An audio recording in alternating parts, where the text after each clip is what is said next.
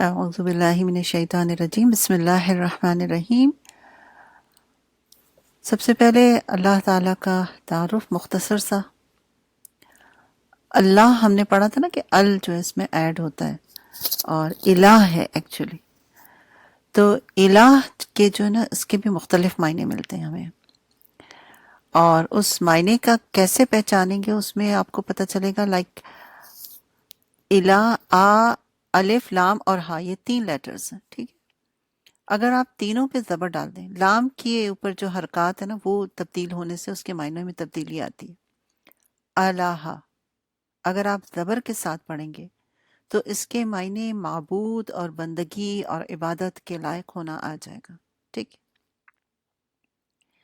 اور اگر آپ لام کے نیچے کسرہ ڈال دیں، اگر آپ لکھ رہے ہو نا تو آپ کو بہت اچھے طریقے سے سمجھ میں آئے گا۔ علیہا، لام کے نیچے آپ نے زیر ڈال دی، کسرہ ڈال دی، تو اس کے معنی ہوتے ہیں حیران کر دینا، یعنی وہ ذات جس کے ادراک اور معرفت کے لیے سب عقل جو ہے وہ حیران رہ جائے، اور اسی میں پھر پناہ لینا بھی آتا ہے، یعنی وہ ذات جس سے ہر مصیبت اور مشکل میں پناہ لی جائے، رائٹ۔ آلیہ، حیران کر دینا۔ دیکھیں ہم دنیا میں لوگوں کی کاموں سے کتنا حیران ہوتے ہیں نا۔ کوئی بہت اچھے نمبرز لے کر آ جائے، سب سبجیکٹ میں 100 آف 100 لے آئے، کسی کی تجوید بہت اچھی ہو۔ کل مجھے اتفاق سے ایک جگہ جانا ہوا اور مسجد میں ایک پروگرام تھا وہاں، اور وہاں جو قرات تھی، سبحان اللہ، مطلب میں حیران تھی کہ یار سبحان اللہ، اللہ تعالیٰ بعض لوگوں کو کتنی خوبصورت آواز دیتے ہیں، اور کتنے ان کے اعلیٰ استاد ہوں گے جن کی تربیت میں رہ کر انہوں نے اتنی بہترین تلاوت جو ہے سیکھی۔ سیم آیات ہوتی ہیں، سب کچھ ہوتا ہے، لیکن ظاہر ہے اللہ کے کلام کے اپنا اثر ہے، اس سے تو ہم انکار کر ہی نہیں سکتے۔ چاہے وہ ایک عام سے عام آدمی، ہم جیسے لوگ بھی جب قرآن کو پڑھتے اور سناتے ہیں تو اس کے اثرات ہوتے ہیں because of Quran, not because of لوگ۔ لیکن اگر اللہ تعالیٰ کسی کو بہت اچھی صلاحیت دے دے بیان دینے کی یا تلاوت کرنے کی، تو اس میں 4 چاند لگ جاتا ہے۔ تو آیات سیم سب کچھ، لیکن کئی دفعہ سنی ہوئی، بارہا سنی ہوئی۔ ایون انہوں نے جب مغرب کی نماز پڑھائی تو اس میں بھی انہوں نے ویسے ہی تلاوت کی، تو وہ سورہ فاتحہ ہی پڑھ رہے تھے، لیکن سبحان اللہ میں اس کو ایکسپلین نہیں کر سکتی کہ جس طرح وہ دل پر اثر کر رہی تھی وہ تلاوت، اللہ کا وہ کلام خوبصورت انداز میں، خوبصورت آواز میں، خوبصورت کلام جب پڑھا جا رہا تھا تو اس کے اثرات ہی الگ تھے۔ تو بات یہ نہیں ہوتی کہ ہمیں کوئی چیز معلوم نہیں ہے، ہمیں ہر چیز معلوم ہے۔ ہم میں سے ہر کوئی، ہم جو کچھ بھی پڑھ رہے ہیں، اور الحمدللہ آپ میں سے اکثر لوگ ایسے ہیں کئی سالوں سے دورہ قرآن سے گو تھرو ہو رہے ہیں، اور یہ جو تھوڑی سی تبدیلی لانے کی کوشش ہوتی ہے کہ چلو بھئی کبھی رکوع وائز کریں، کبھی سورہ وائز کریں، کبھی کچھ، کبھی اس کا مقصد ہوتا ہے کہ تھوڑا سا اور ڈفرینٹ طریقے سے قرآن کو سمجھا جائے، تو کچھ نہیں، کچھ نہ کچھ تو انسان اثر لیتا ہی ہے اس کا، ہے نا۔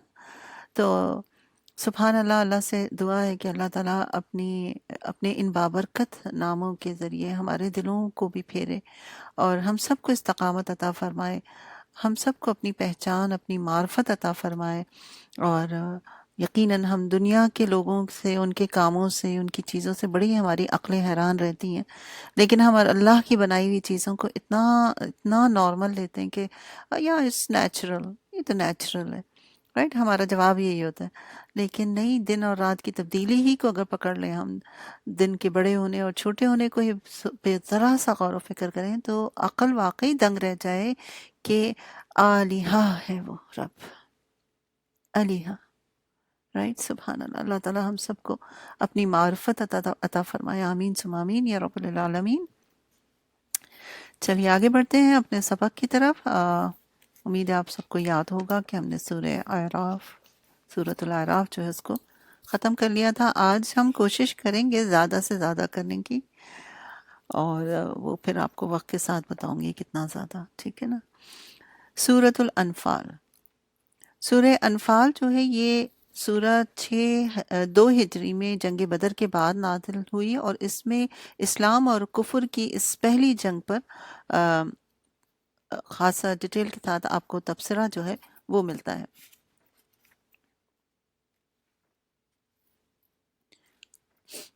انشاءاللہ اس کی جو لوگ تفسیر پڑھ رہے ہیں انہیں اس کے بارے میں کافی ڈیٹیل سے معلوم ہوگا، اور جنہوں نے نہیں پڑھا وہ بہت جلد پڑھنے والے ہیں انشاءاللہ اپنی اپنی کلاسز میں، لیکن ظاہر دورہ قرآن میں ہمارے پاس اتنا ٹائم نہیں ہوتا کہ ہم اس کی ڈیپتھ میں جائیں۔ سورۃ الانفال مدنی سورت ہے، 10 رکوع ہیں، اس میں 75 آیات ہیں۔ بسم اللہ الرحمن الرحیم۔ یسألونک عن الانفال۔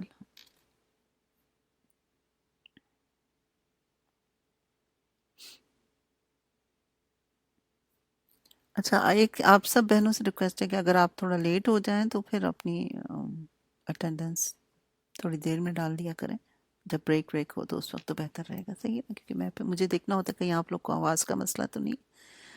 انشاءاللہ چلے، بسم اللہ الرحمن الرحیم۔ یسألونک عن الانفال، تم سے انفال کے بارے میں پوچھتے ہیں، کہو یہ انفال تو اللہ اور اس کے رسول کے ہیں، یعنی یہ ایک تبصرہ ہے، اور جنگ کی تبصرہ جنگ کی ایک تمہید باندھی گئی ہے، اور بدر میں جو مال غنیمت ملا تھا نا اس کو انفال کہا جا رہا ہے۔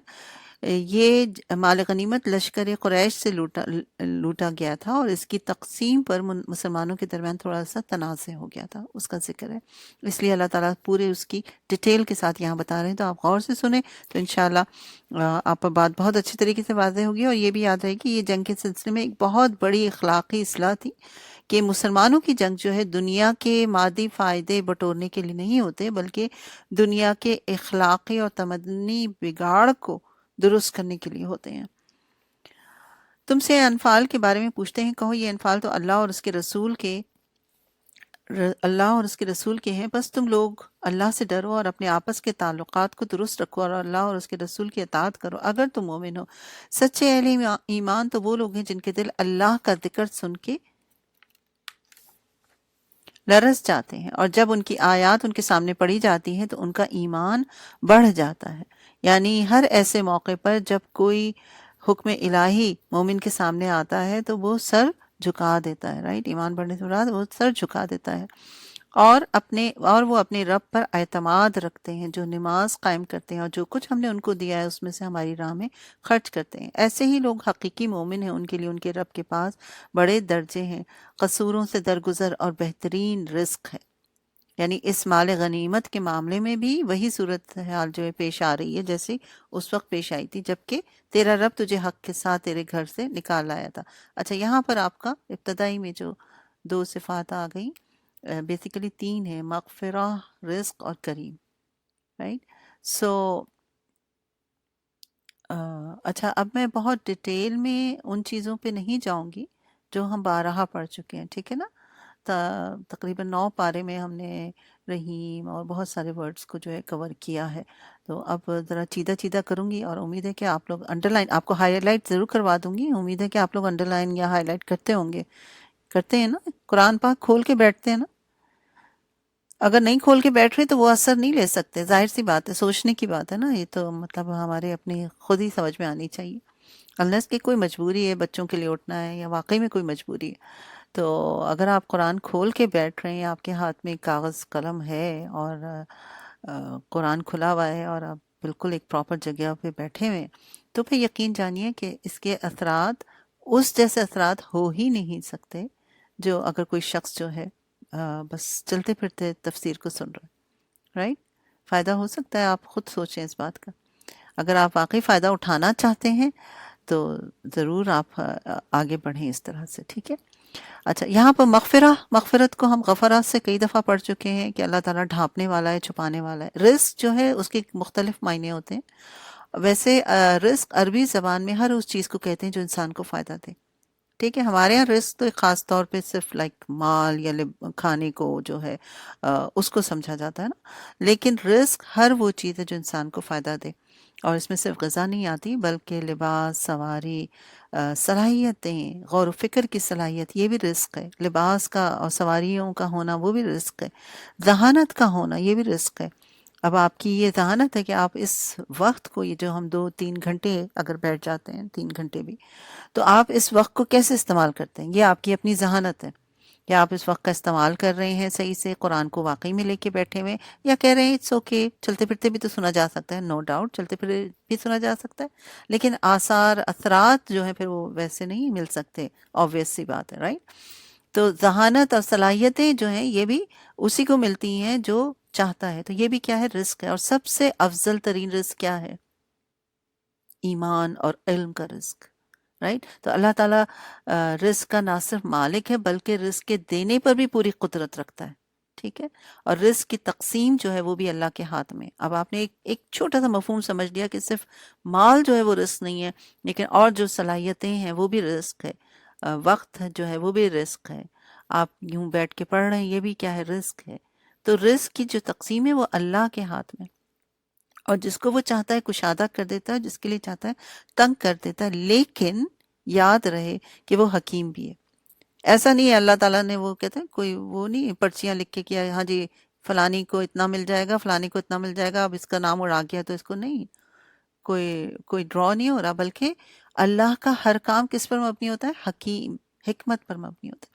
تیسری صرف جو یہاں پر بیان کی گئی وہ ہے کریم. کریم کا مطلب ہوتا ہے بہت کرم کرنے والا، بہت زیادہ کرنے والا، فضل کرنے والا، سخاوت کرنے والا، بہت عزت والا، عزت دینے والا، رائٹ؟ اللہ تعالیٰ ایسے کریم ہے جو بلا معاوضہ عطا بھی کرتا ہے، عطا بھی کرنے والا ہے. کریم تو ہے ہی، ہم کہتے ہیں قرآن اور کریم، کریم یعنی عزت کے لیے، لیکن وہ عطا بھی کرنے والا ہے، بغیر کسی سبب کے عطا کرنے والا ہے. دینے کے لیے کسی وسیلے کا محتاج نہیں کہ کوئی کسی کو اگر اللہ تعالیٰ اگر کسی کو دے رہے ہیں تو اس کے پیچھے کسی نے کوئی سفارش کی نہیں. عطا کرنے کے بعد اس کی جو ایک اور صفات ہے وہ یہ ہے کہ وہ عطا کرنے کے بعد جتاتا نہیں ہے، وہ عطا کرنے پر خوش ہوتا ہے. ہم لوگ تو ہمارے تو دل بڑے تنگ ہے نا، ایک سے دو دفعہ کوئی مانگ لے تو ہمیں برا لگتا ہے. کسی کو ہم خود ہی دے رہے ہوں تو کہتے ہیں چھوڑو پچھلی دفعہ بھی تو دیا تھا، بار بار دینے کی کیا ضرورت ہے، رائٹ؟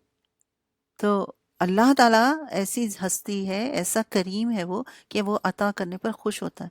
اللہ سبحانہ تعالیٰ اپنا کام ہر ایک کے ساتھ مختلف طریقے سے کرتے ہیں. کسی پر علم کے ساتھ کرم و نوازی کرتے ہیں، کسی کے ساتھ وہ علم کے معاملے میں کریم ہے، کسی کے ساتھ وہ مال اور دولت کی کرم نوازی کرتے ہیں، رائٹ؟ تو اللہ سبحانہ و تعالیٰ کو دینے کے لیے کسی اور کے مشورے یا فیصلے کی ضرورت نہیں ہے. وہ اپنی حکمت سے جس کو چاہتا ہے عطا کرتا ہے، رائٹ؟ اللہ تعالیٰ ایسا کریم ہے جو دے کر خوش ہوتا ہے اور لینے والوں کے شکر پر ان کی قدردانی کرتا ہے. وہ ایسا کریم ہے. اب میں اور آپ سوچ لیں، ہم لوگ شکر ادا کر رہے ہیں یعنی شکر ادا کرنے کا کیا کیا طریقے ہوتے ہیں. ایک طریقہ تو یہ ہے کہ یا اللہ تیرا شکر، یا اللہ تیرا شکریہ، یقیناً زبان سے ادا کرنا چاہیے.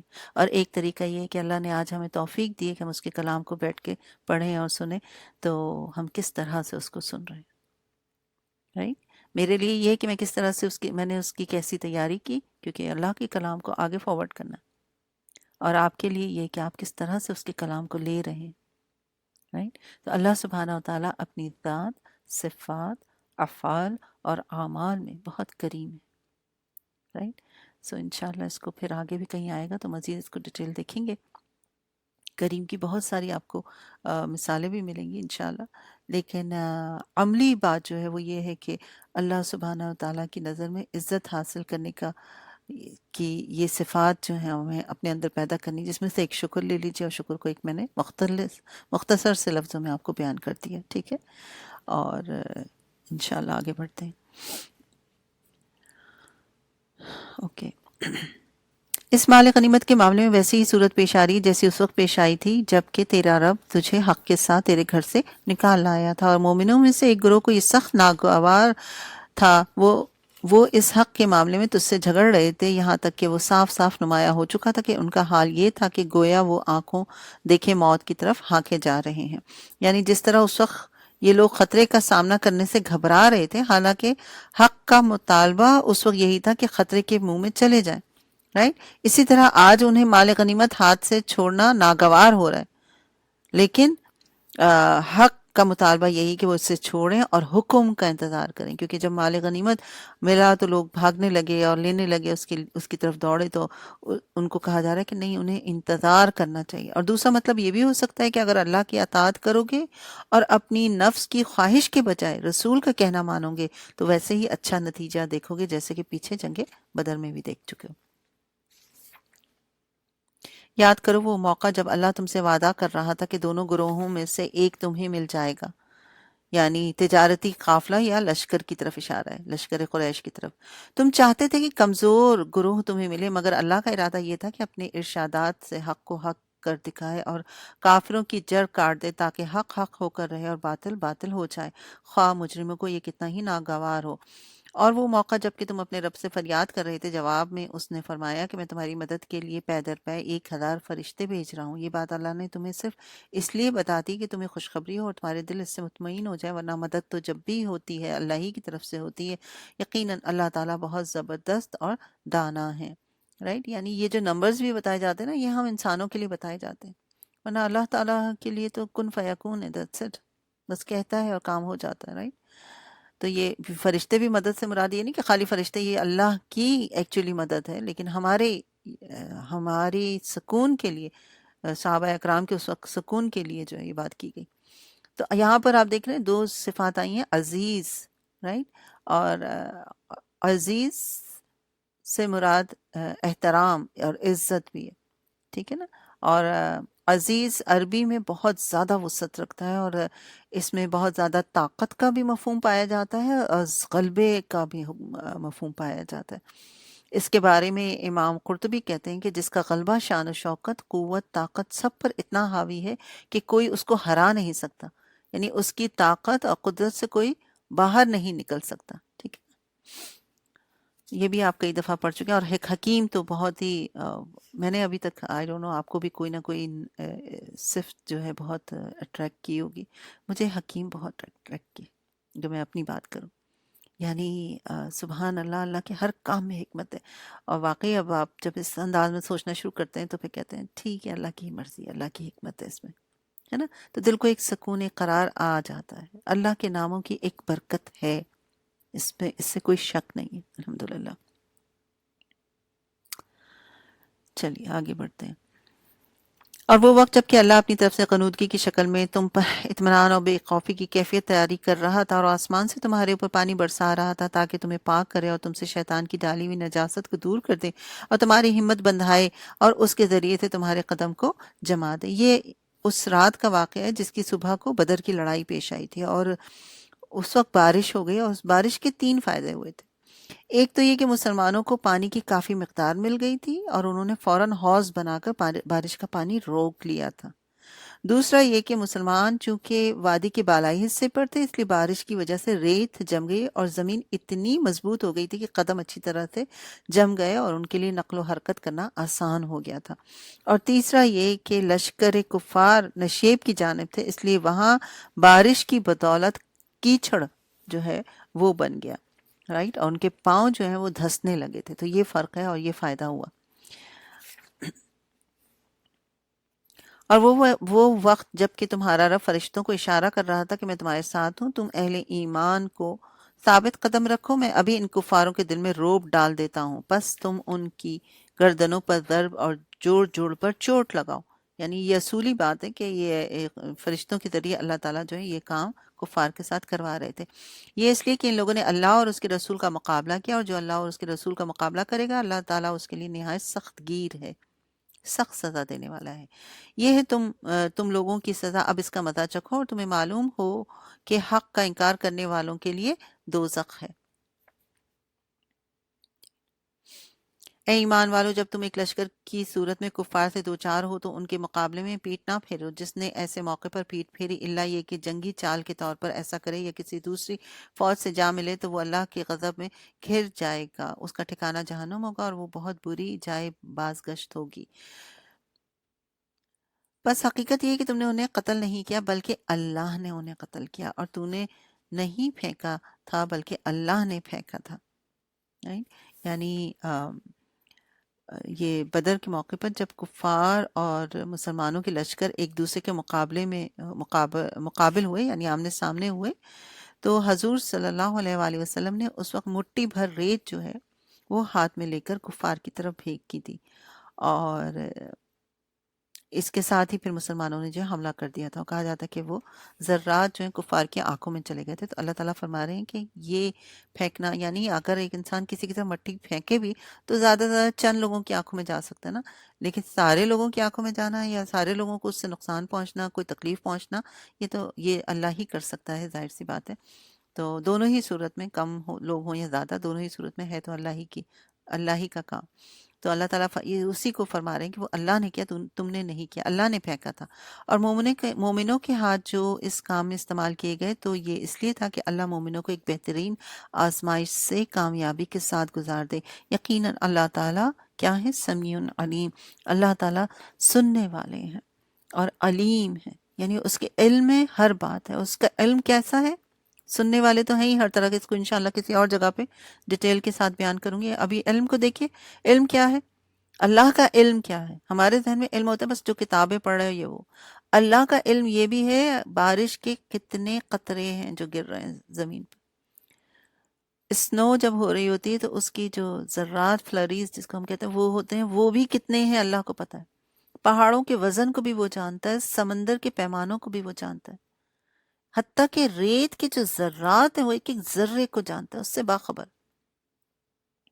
آپ نے کبھی پودا اگر لگایا ہو تو کتنی مٹی ہوتی ہے، اس کے اندر کتنے ذرات ہوتے ہیں، کیا آپ فائنڈ آؤٹ کر سکتے ہیں کہ یہ کون سا ذرہ ہے اور یہ کون سا ذرہ نہیں؟ اللہ کر سکتا ہے۔ لیکن اللہ تعالیٰ کو درختوں کے پتوں کی تعداد بھی معلوم ہے، ہر پتے جو گرتے ہیں اس کا بھی پتہ ہے کون سا پتا کب اور کس وقت گرا۔ اسی طرح وہ ہر انسان کی موت کے وقت کو جانتا ہے، قیامت کس گھڑی آئے گی اس کو اس کا بھی علم ہے، آسمان پہ کتنے سیارے ہیں، ستارے ہیں، اسے سب معلوم ہے، رائٹ؟ اس کا علم وسیع ہے، وسیع ترین، وہ تمام چیزوں کو جانتا ہے۔ کیوں؟ کیونکہ وہ پیدا کرنے والا ہے۔ اللہ تعالیٰ کا سارا علم لوح محفوظ میں لکھا ہوا ہے، اور حدیث سے ہمیں معلوم ہوتا ہے کہ اللہ تعالیٰ نے زمین اور آسمان کی تخلیق سے 40,000 سال پہلے قلم جو ہے وہ پیدا کیا، اور اس کو حکم دیا کہ لکھو، اور ہر چیز جو ہے وہ لکھ دی گئی، ہر چیز جو ہے وہ واضح کر دی گئی۔ سبحان اللہ۔ تو اسی طرح غیب کا علم بھی اللہ کے ہاتھ میں، رائٹ؟ کل کیا ہوگا، اگلے لمحے کیا ہوگا، ہمیں نہیں معلوم۔ کہ ابھی ہماری کمیونٹی میں ایک بہت ہی ینگ لیڈی، جسٹ 42 ایئرس، ان کو اچانک اسٹروک ہوا اور ود ان 15 ڈیز ان کی ڈیتھ ہو گئی۔ تو کس کو پتا ہے، 45 ہم تو ویسے ہی نہیں تیار ہیں جتنی بھی عمر ہو جائے، تو اس ایج میں تو ہم سے کہتے ہیں ابھی تو عمر پڑی ہے، رائٹ؟ آپ کو نہیں پتا، مجھے نہیں معلوم کس کی کب موت آ جائے، رائٹ؟ تو یہ اللہ تعالیٰ کو یہ بھی علم ہے۔ اسی طرح کہاں یہ ذرات کی بات، کہاں وہ ہماری نیتوں، ہمارے خیالات، ہمارے سینے کے صدور کی جو باتیں ہیں انہیں بھی جانتا ہے، ہماری سرگوشیوں کو سے بھی بخوبی واقف ہے۔ اور سمیع کو آپ دیکھیں تو وہ بھی آپ یہاں پر لا سکتے ہیں کہ وہ سننے والا بھی ہے، رائٹ؟ چلیے آگے بڑھتے ہیں۔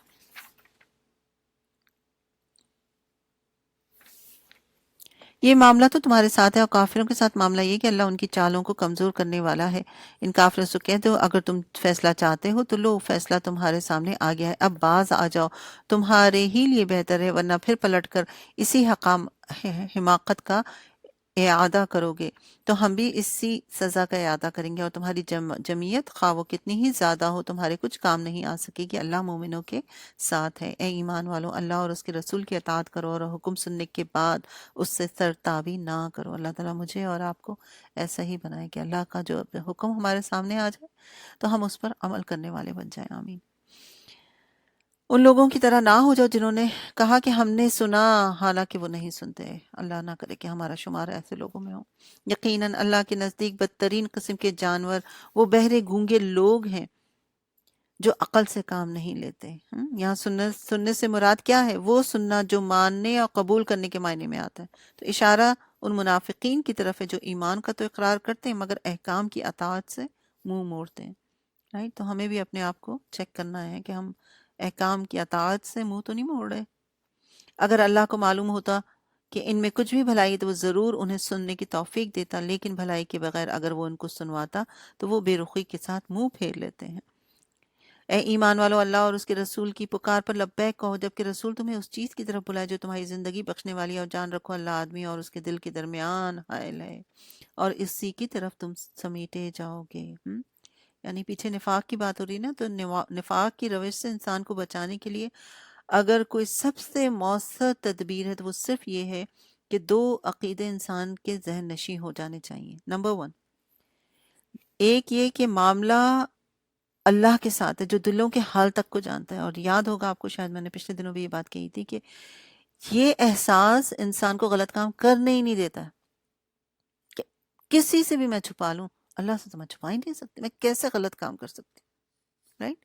اور دوسرا یہ کہ بہرحال اللہ کے سامنے پیش ہونا ہے، اگر اس وقت پکڑ نہیں بھی ہو رہی ہے، اور واقعی اب یہ دو باتیں جو ایک دم پلے سے باندھنے کی، ایک تو ہم غلط کام کر ہی نہیں سکتے نا، اللہ کو تو پتہ ہے ساری بات، دوسرے بہت نفس کی باتوں میں آ گئے، شیطان نے بہت اکسا دیا، کر گزرے، تو پھر فوراً یاد آنا چاہیے کہ پیش ہونا ہے اللہ کے آگے، جواب دینا ہے اس کو۔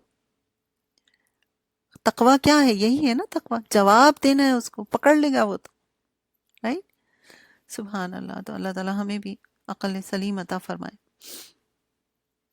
اور ایسے گونگے اور بہرے لوگوں میں شامل نہ کرے، آمین ثم آمین۔ اے ایمان والو، اللہ اور اس کے رسول کی پکار پر لبیک کہو جبکہ رسول تمہیں اس چیز کی طرف بلائے جو تمہیں زندگی بخشنے والی ہے، اور جان رکھو اللہ آدمی اور اس کے دل کے درمیان حائل ہے اور اسی کی طرف تم سمیٹے جاؤ گے، اسی پہ ہم نے ابھی بات کی۔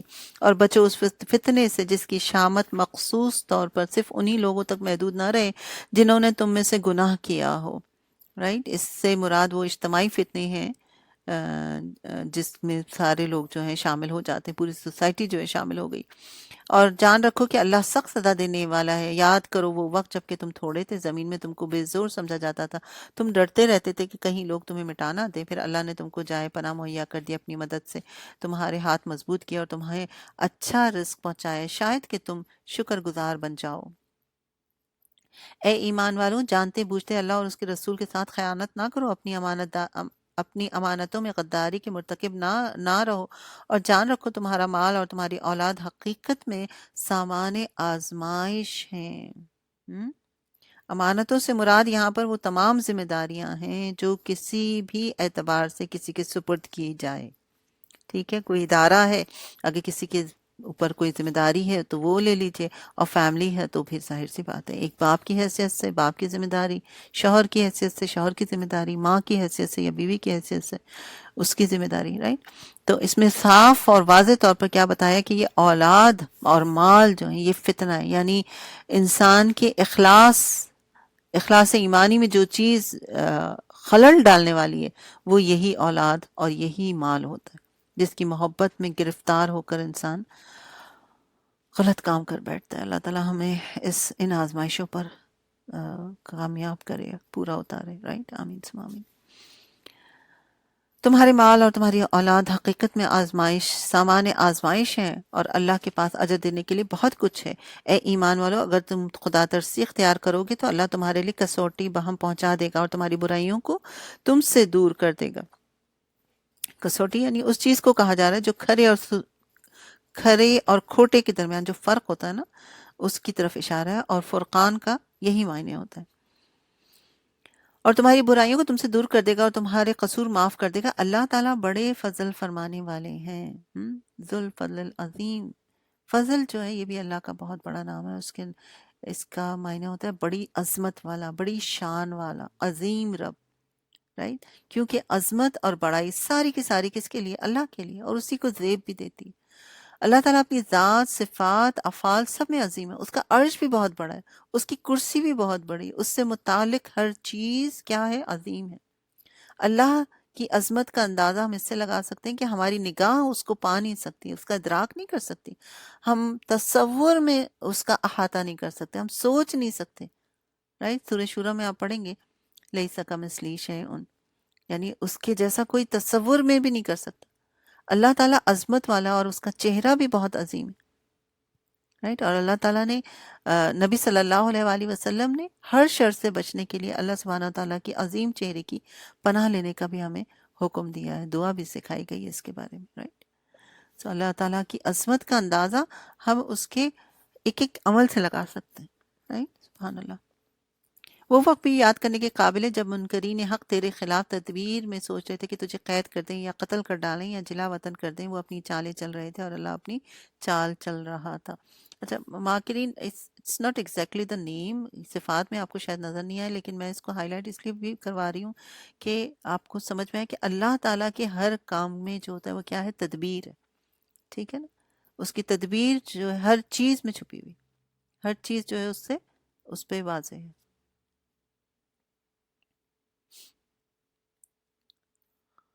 اوکے۔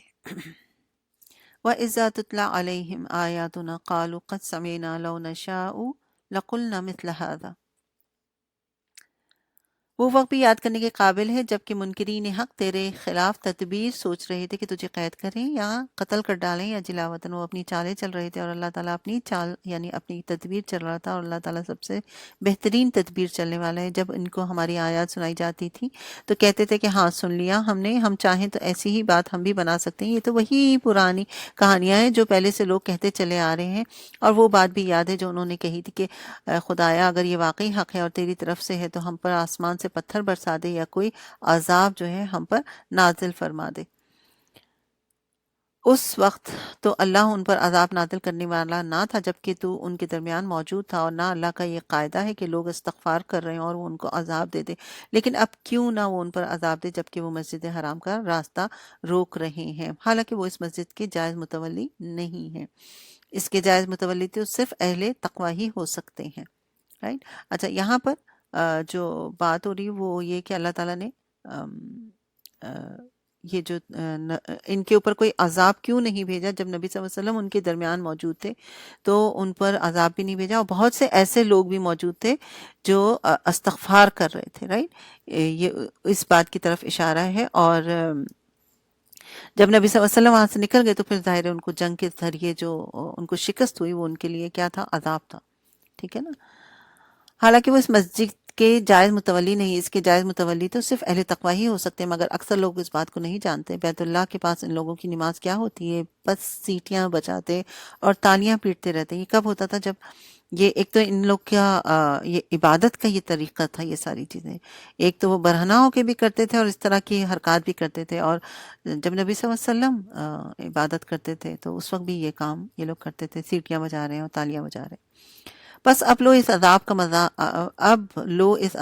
مزہ، چکھ لو، اب اس عذاب کا مزہ چکھ لو اپنے اس انکار حق کی پاداش میں جو تم کرتے تھے۔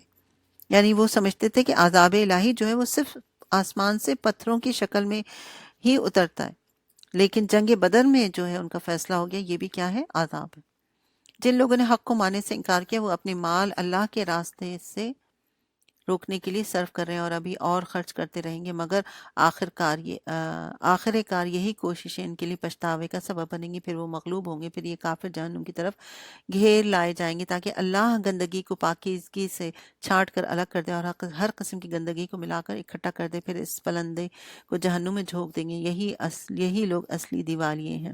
اے نبی، ان کافروں سے کہو کہ اگر اب بھی باز آ جائیں تو جو کچھ پہلے ہو چکا ہے اس سے درگزر کر لیا جائے گا، لیکن اگر یہ پچھلی روش کا اعادہ کریں گے تو گزشتہ قوموں کے ساتھ جو کچھ ہو چکا ہے وہ سب کو معلوم ہے۔ اے ایمان والو، ان کافروں سے جنگ کرو یہاں تک کہ فتنہ باقی نہ رہے اور دین پورے کا پورا اللہ ہی کے لیے ہو جائے، پھر اگر وہ فتنے سے رک جائیں تو ان کے اعمال کو دیکھنے والا اللہ ہے، اور اگر وہ نہ مانے تو جان لو کہ اللہ تمہارا سرپرست ہے اور بہترین حامی و مددگار ہے۔ یہاں پر میں آپ سے 3 صفات پر بات کروں گی، ایک بصیر، دوسرا مولا اور نصیر بھی ہے، ٹھیک ہے نا؟ مولا بھی شاید آپ کو ایگزیکٹلی اس میں نظر نہ آئے جو ہم صفات سنتے ہیں، لیکن بہرحال یہ بھی اللہ کی صفات میں آتا ہے۔ تو پہلے میں بات کرنا چاہوں گی آپ سے بصیر پہ۔ بصیر کا مطلب کیا ہے؟ دیکھنے والا، رائٹ؟ یعنی اس کی سامنے ہر چیز واضح ہے، اور یاد ہوگا کہ میں آپ کو شاید یہ لکھوا چکی ہوں کہ ایک چھوٹی سی چھوٹی اور باریک سی باریک چیز کو بھی وہ دیکھ سکتا ہے۔ وہ تاریک رات میں ٹھوس चट्टान पर चलती हुई स्याह चूटी को भी देख सकता है, वो 7 जमीनों के नीचे की चीजों को भी देख सकता है, वो 7 आसमानों के ऊपर की चीजों को भी खूब देखने वाला है। अल्लाह वो बसीर है जो तमाम जहानों के गायब और हाजिर, छोटी और बड़ी तमाम चीजों को देखता है, खा हवा में उड़ने वाले परिंदे हों, जमीन पर रेंगने वाले जानवर हों, इंसानों की आंखों की खयानत हो, दिलों के सीनों के मख्फी राज हो, उन सबको देखता और जानता है। अल्लाह ताला के लिए गायब और हाजिर दोनों बराबर है, राइट। अल्लाह ताला किसी भी चीज को का सिर्फ जाहिर नहीं देखता, बल्कि उसकी तह के अंदर जो चीजें होती है उसको भी देख रहा होता है। और कुरान मजीद की सिफात का जिक्र तकरीबन गालिबन 40 से ज़्यादा बार जो है आया है। और अक्सर बसीर जो है आपको समीउन के साथ भी मिलेगा, यहाँ पर तो अकेला है ना, लेकिन अक्सर आपको ये समीउन के साथ भी मिलेगा। सो बसीर। और इसी तरह फिर आप मौला को देखिए। मौला का मतलब होता है, लफ्जी मायने होते हैं दोस्त और मददगार। अच्छा, मौला एक ऐसा इस्म है जो रब, मालिक, सरदार, इनाम करने वाला, आज़ाद करने वाला, मदद करने वाला, मोहब्बत करने वाला, इन सब पर बोला जाता है, राइट। तो अल्लाह ताला इन तमाम मायनों में अपने ईमान वालों का मौला है, राइट। अब आप जब कभी मौला बोलें या मौला, तो उसमें ये सारी चीज़ें आ जाती हैं।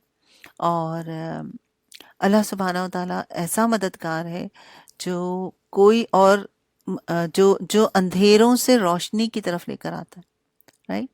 जुल्मात से रोशनी की तरफ लेकर आता है, नूर अता करने वाला है।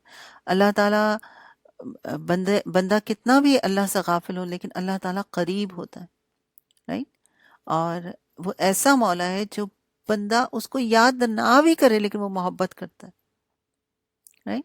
अल्लाह ताला फरमाते हैं कि बंदा नवाफिल के जरिए मेरा कुर्ब हासिल करता है, यहाँ तक कि मैं उससे मोहब्बत करने लगता हूँ, और जब मैं उससे मोहब्बत करता हूँ तो मैं उसका कान बन जाता हूँ जिससे वो सुनता है, उसकी आंख हो जाता हूँ जिससे वो देखता है, उसका हाथ हो जाता हूँ जिससे वो पकड़ता है, उसका पाँव हो जाता हूँ जिससे वो चलता है। अगर वो मुझसे कोई चीज़ मांगता है तो मैं उसे अता करता हूँ, अगर वो मुझसे पनाह मांगता है तो मैं उसे पनाह देता हूँ।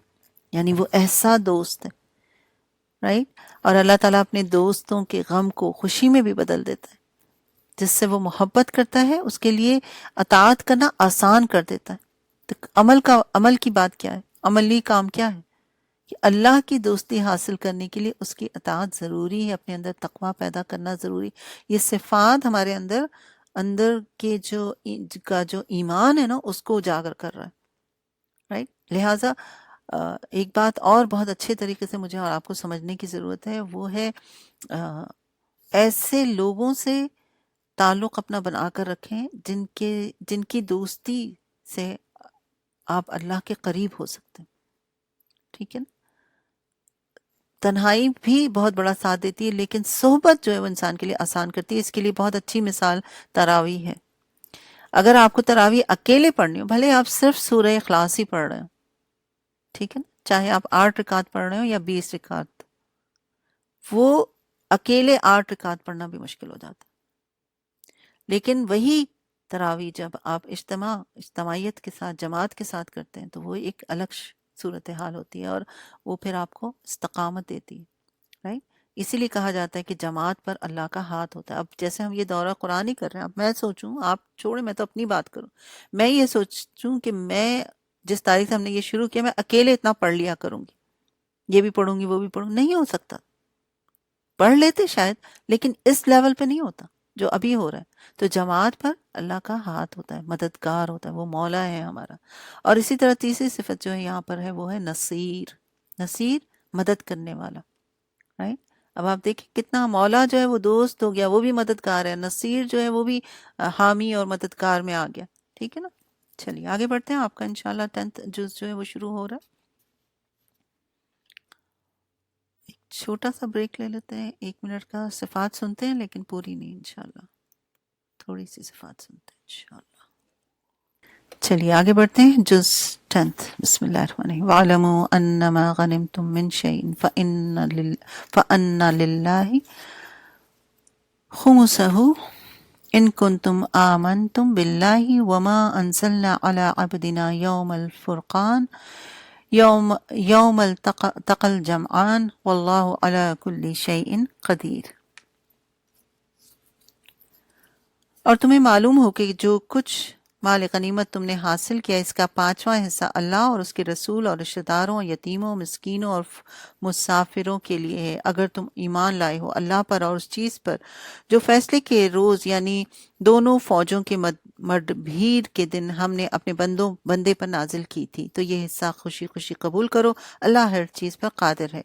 यहाँ पर फिर आपकी सिफात आई। अच्छा, अब मैं आपको ये बता दूं कि अब जो आपकी सिफात आ रही हैं आपके सामने भी लिखा हुआ भी मौजूद है। सो ये बहुत रिपीट हो रहा है और मैं चाह रही हूँ कि आप थोड़ा सा फास्ट फॉरवर्ड चलें ताकि हम ज़्यादा से ज़्यादा आज कवर करें, फिर 1-2 दिन में आपका रोज़े शुरू हो जाएंगे, तो ताकि आपको उस वक्त आराम पहुँच सके, ठीक है ना। तो इंशाल्लाह आज जो है हम अब आपकी जितनी भी सिफात आ रही है ना वो सब रिपीट हो रही है। सो बस ज़रा सा आपको हाईलाइट करवा के मैं आगे बढ़ूँगी।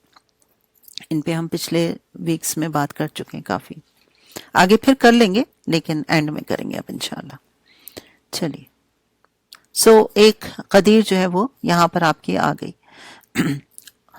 याद करो वो वक्त जबकि तुम वादी की उस जानिब थे और दूसरी जानिब पड़ाव डाले हुए थे और काफिला तुमसे नीचे साहिल की तरफ था। अगर कहीं पहले से तुम्हारे और इनके दरमियान मुकाबले की करारदाद हो चुकी होती तो तुम जरूर इस मौके पर पहलूतही कर जाते, लेकिन जो कुछ पेश आया वो इसलिए था कि जिस बात का फैसला अल्लाह कर चुका था उसे ज़ुहूर में ले आए, ताकि जिसे हलाक होना है वो दलील रोशन के साथ हलाक हो और जिसे जिंदा रहना है वो दलील रोशन के साथ जिंदा रहे। यकीनन अल्लाह सुनने और जानने वाला है। अब देखिए यहाँ पर जो है सारी बात जो है यानी हमने अभी पढ़ा था ना कि सबको अलग अलग किया जा रहा है, छांटा जा रहा है, तो अल्लाह ताला हर काम जो है वो दलील के साथ करते हैं। तो और दलील ये होती है कि अल्लाह को पता है कि बंदे ने करना क्या है। तकदीर जो ना होती है ना वो एक्चुअली यही है कि अल्लाह को मालूम है कि बंदे ने करना क्या है। तो इसीलिए यहाँ पर हम देखते हैं कि समीउन अलीम आया, वो जानता भी है और सुनता भी है। जो कुछ लोग कह रहे थे, कर रहे थे, दोनों चीज़ों से वो बाखबर है। और याद करो वो वक्त कि जब ए नबी खुदा उनको तुम्हारे ख्वाब में थोड़ा दिखा रहा था। अगर कहीं तुम्हें उनकी तादाद ज़्यादा दिखा देता तो यानी बाज़ाब्ता एक ख्वाब आया था आपको, उसकी तरफ इशारा है, तो ज़रूर तुम लोग हिम्मत हार जाते और लड़ाई के मामले में झगड़ा शुरू कर देते, लेकिन अल्लाह ही ने उस इससे तुम्हें बचाया। यकीनन वो सीनों का हाल जानता है। और याद करो जबकि मुकाबले के वक्त खुदा ने तुम लोगों की निगाहों में दुश्मनों को थोड़ा दिखाया, राइट। दुश्मन ज्यादा थे लेकिन अल्लाह ने ऐसा दिखाया कि वो कम लग रहे थे और उनकी निगाहों में तुम्हें कम करके पेश किया ताकि जो बात होनी थी उसे अल्लाह ताला ज़ुहूर में ले आए। यानी नबी सल्लल्लाहु अलैहि वसल्लम ने उनको अल्लाह के हुक्म से ऐसे खड़ा किया था कि वो दुश्मनों को तादाद में ज्यादा दिख रहे थे। और आखिरकार सारे मामलात अल्लाह ही की तरफ रुजू करते हैं।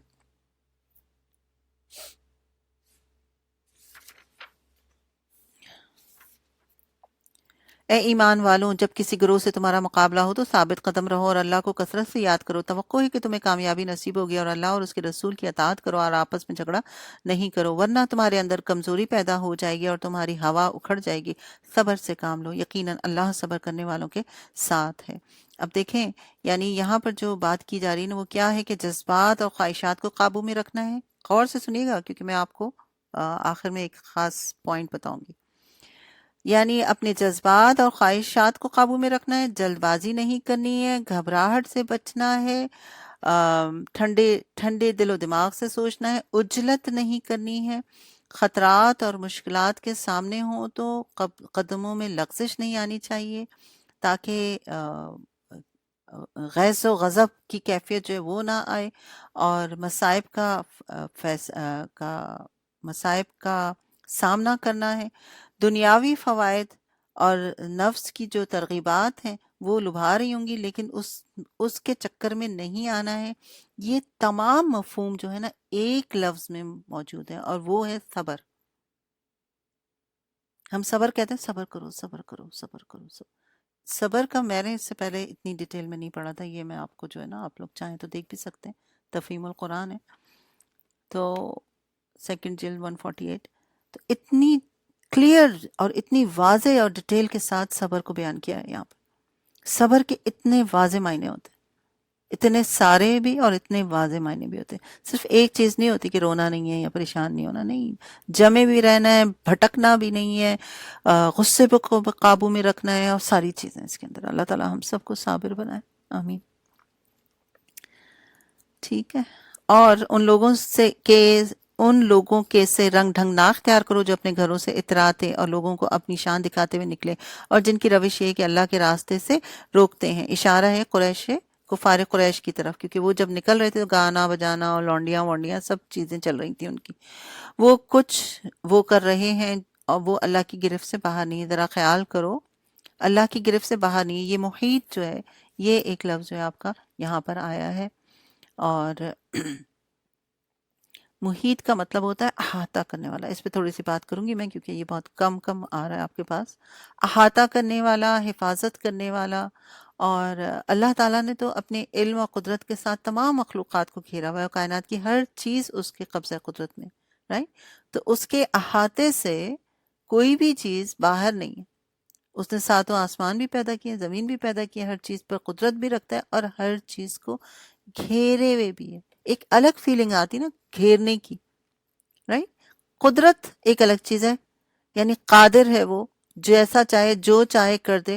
لیکن جب آپ محیط کا لفظ پڑھتے ہیں تو اس کا مطلب یہ ہے کہ وہ گھیرے ہوئے بھی ہے. اور اس کا یہ بھی مطلب آتا ہے کہ اس کی نگاہوں نے ہر چیز کا احاطہ کیا ہوا ہے، یعنی وہ بیک وقت سب کو دیکھ بھی رہا ہے، سب کو سن بھی رہا ہے، سب کی آوازوں کو جانتا بھی ہے. محیط ہے، رائٹ. اور یہ کافروں کے لیے آیا تو ظاہر ہے کہ ان کو ڈرانے کے لیے آیا، اور مومنوں کے لیے تو کیا کہ چھپ کر بھی کوئی غلط کام نہ کرے. اپنے دل کے خیالات کی بھی حفاظت کرنے کی ضرورت ہے. اللہ تعالیٰ ہمیں توفیق دے کہ ہم اس کی اس صفت کو سمجھیں اور اس کے مطابق اپنے عمل کو جو ہے تبدیل کریں، رائٹ. کیونکہ احاطہ کرنے والا کوئی چیز اس کے علم، قدرت، رحمت اور اقتدار سے باہر ہے ہی نہیں. آگے بڑھیے. آیت 48.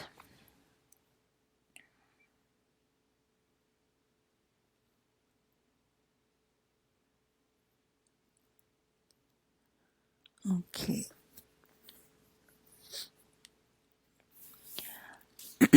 ذرا خیال کرو اس وقت کا جب کہ شیطان نے لوگوں کی کرتوتوں کو ان کی نگاہوں میں خوشنما بنا دیا اور ان سے کہا تھا کہ آج کوئی تم پر غالب نہیں آ سکتا، اور یہ کہ میں تمہارے ساتھ ہوں. مگر جب دونوں گروہوں کا آمنا سامنا ہوا تو وہ الٹے پاؤں پھر گیا اور کہنے لگا میں تمہارا ساتھی نہیں ہوں، میں وہ کچھ دیکھ رہا ہوں جو تم نہیں دیکھتے. مجھے خدا سے ڈر لگتا ہے، خدا بڑی سخت سزا دینے والا ہے، شدید العقاب ہے، وہ پکڑ اس کی بڑی سخت ہے. جبکہ منافقین اور وہ سب لوگ جن کے دلوں کو لوگ روگ لگا ہوا ہے کہہ رہے تھے کہ ان لوگوں کو تو ان کے دین نے خبط میں مبتلا کر دیا. حالانکہ اگر کوئی اللہ پر بھروسہ کرے تو یقیناً اللہ تعالیٰ زبردست اور دانا ہے. یہاں پر عزیز اور حکیم آ گیا، اس کو ہائی لائٹ کر لیجیے.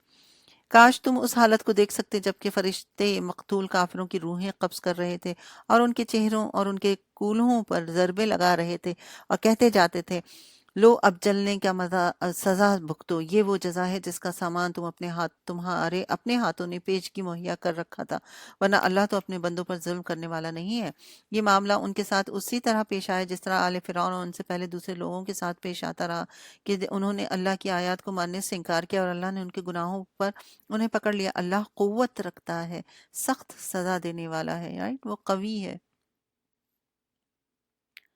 قوی کا مطلب کیا؟ یہ بھی اللہ کی ایک صفت ہے. قوی کا مطلب اسٹرانگ ہونا، اس کی قوت سے کوئی بھی باہر نہیں ہے.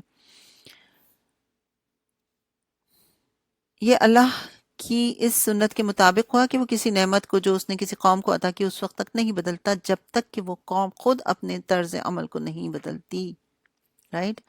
کوئی قوم کو اللہ تعالیٰ بھی اس وقت تک نہیں سدھارتا جب تک کہ وہ خود نہ کرنا چاہے. اللہ سب کچھ سننے اور جاننے والا ہے. یہ دو صفات اور یہاں پر آ گئی ہیں.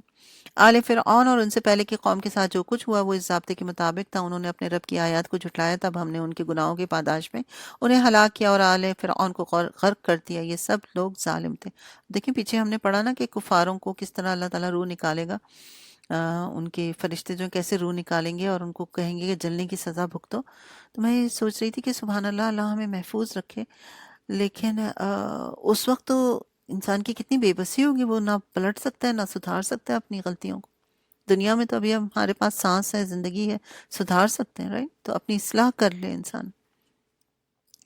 یقیناً اللہ کے نزدیک زمین پر چلنے والی مخلوقوں میں سب سے زیادہ بدتر وہ لوگ ہیں جنہوں نے حق کو ماننے سے انکار کیا ہے یا پھر کسی طرح وہ اسے قبول کرنے کو تیار نہیں، خصوصاً ان میں سے وہ لوگ جن کے ساتھ تو نے معاہدہ کیا پھر وہ ہر موقع پر اس کو توڑتے ہیں۔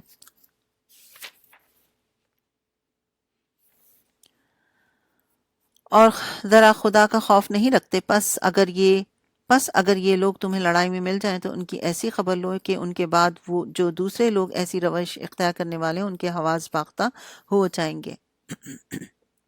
یہاں پر خاص طور پہ اشارہ ہے یہودیوں کی طرف، کیونکہ نبی صلی اللہ علیہ وسلم جب مدینہ تشریف لے گئے تھے تو وہ سمجھتے تھے کہ یہودی جو ہیں ان کا ساتھ دیں گے، کیونکہ ظاہر ہے ایمان کے حساب سے اگر دیکھا جائے تو وہ زیادہ قریب ہے، لیکن یہودیوں نے الٹا کیا، انہوں نے مشرکوں کا ساتھ دینا زیادہ پسند کیا، بلکہ ہم نے پیچھے پڑھا بھی تھا کہ بعض اوقات وہ مشرکوں کو کہتے تھے کہ یہ زیادہ ہدایت پر ہے بنسبت مسلمانوں کے۔ سبحان اللہ۔ اب دیکھیں نا، مسلمان اگر کسی کو تھوڑا کہے گا کہ ہاں بھئی یہ بہتر ہے دوسرے سے جو بتوں کو پوج رہے ہیں، یہ کم از کم اللہ کو مانتے ہیں، کچھ پیغمبروں کو مانتے ہیں، کچھ کتابوں کو مانتے ہیں، تو یہ تھوڑے بہتر ہوئے نا، کامن سینس کی بات ہے۔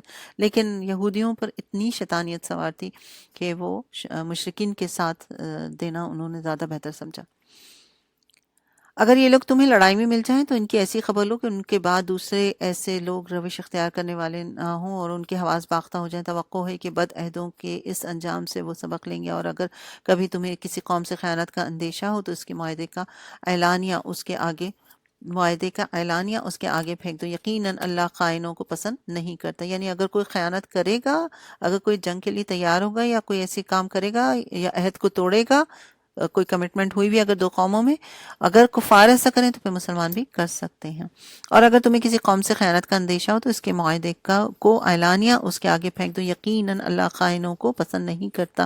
منکرین حق اس غلط فہمی میں نہ رہیں کہ وہ بازی لے جائیں گے، یقیناً وہ ہم کو ہرا نہیں سکتے، اور تم لوگ جہاں تک تمہارا بس چلے زیادہ سے زیادہ طاقت اور تیار بندے رہنے والے گھوڑے ان کے مقابلے کے لیے مہیا رکھو، تاکہ اس کے ذریعے سے اللہ کے اور اپنے دشمنوں کو اور ان دوسرے اعداء کو خوفزدہ کر دو جنہیں تم نہیں جانتے مگر اللہ جانتا ہے۔ اللہ کی راہ میں جو کچھ تم خرچ کرو گے اس کا پورا پورا بدلہ تمہاری طرف پلٹایا جائے گا، اور تمہارے ساتھ ہرگز ظلم نہیں ہوگا۔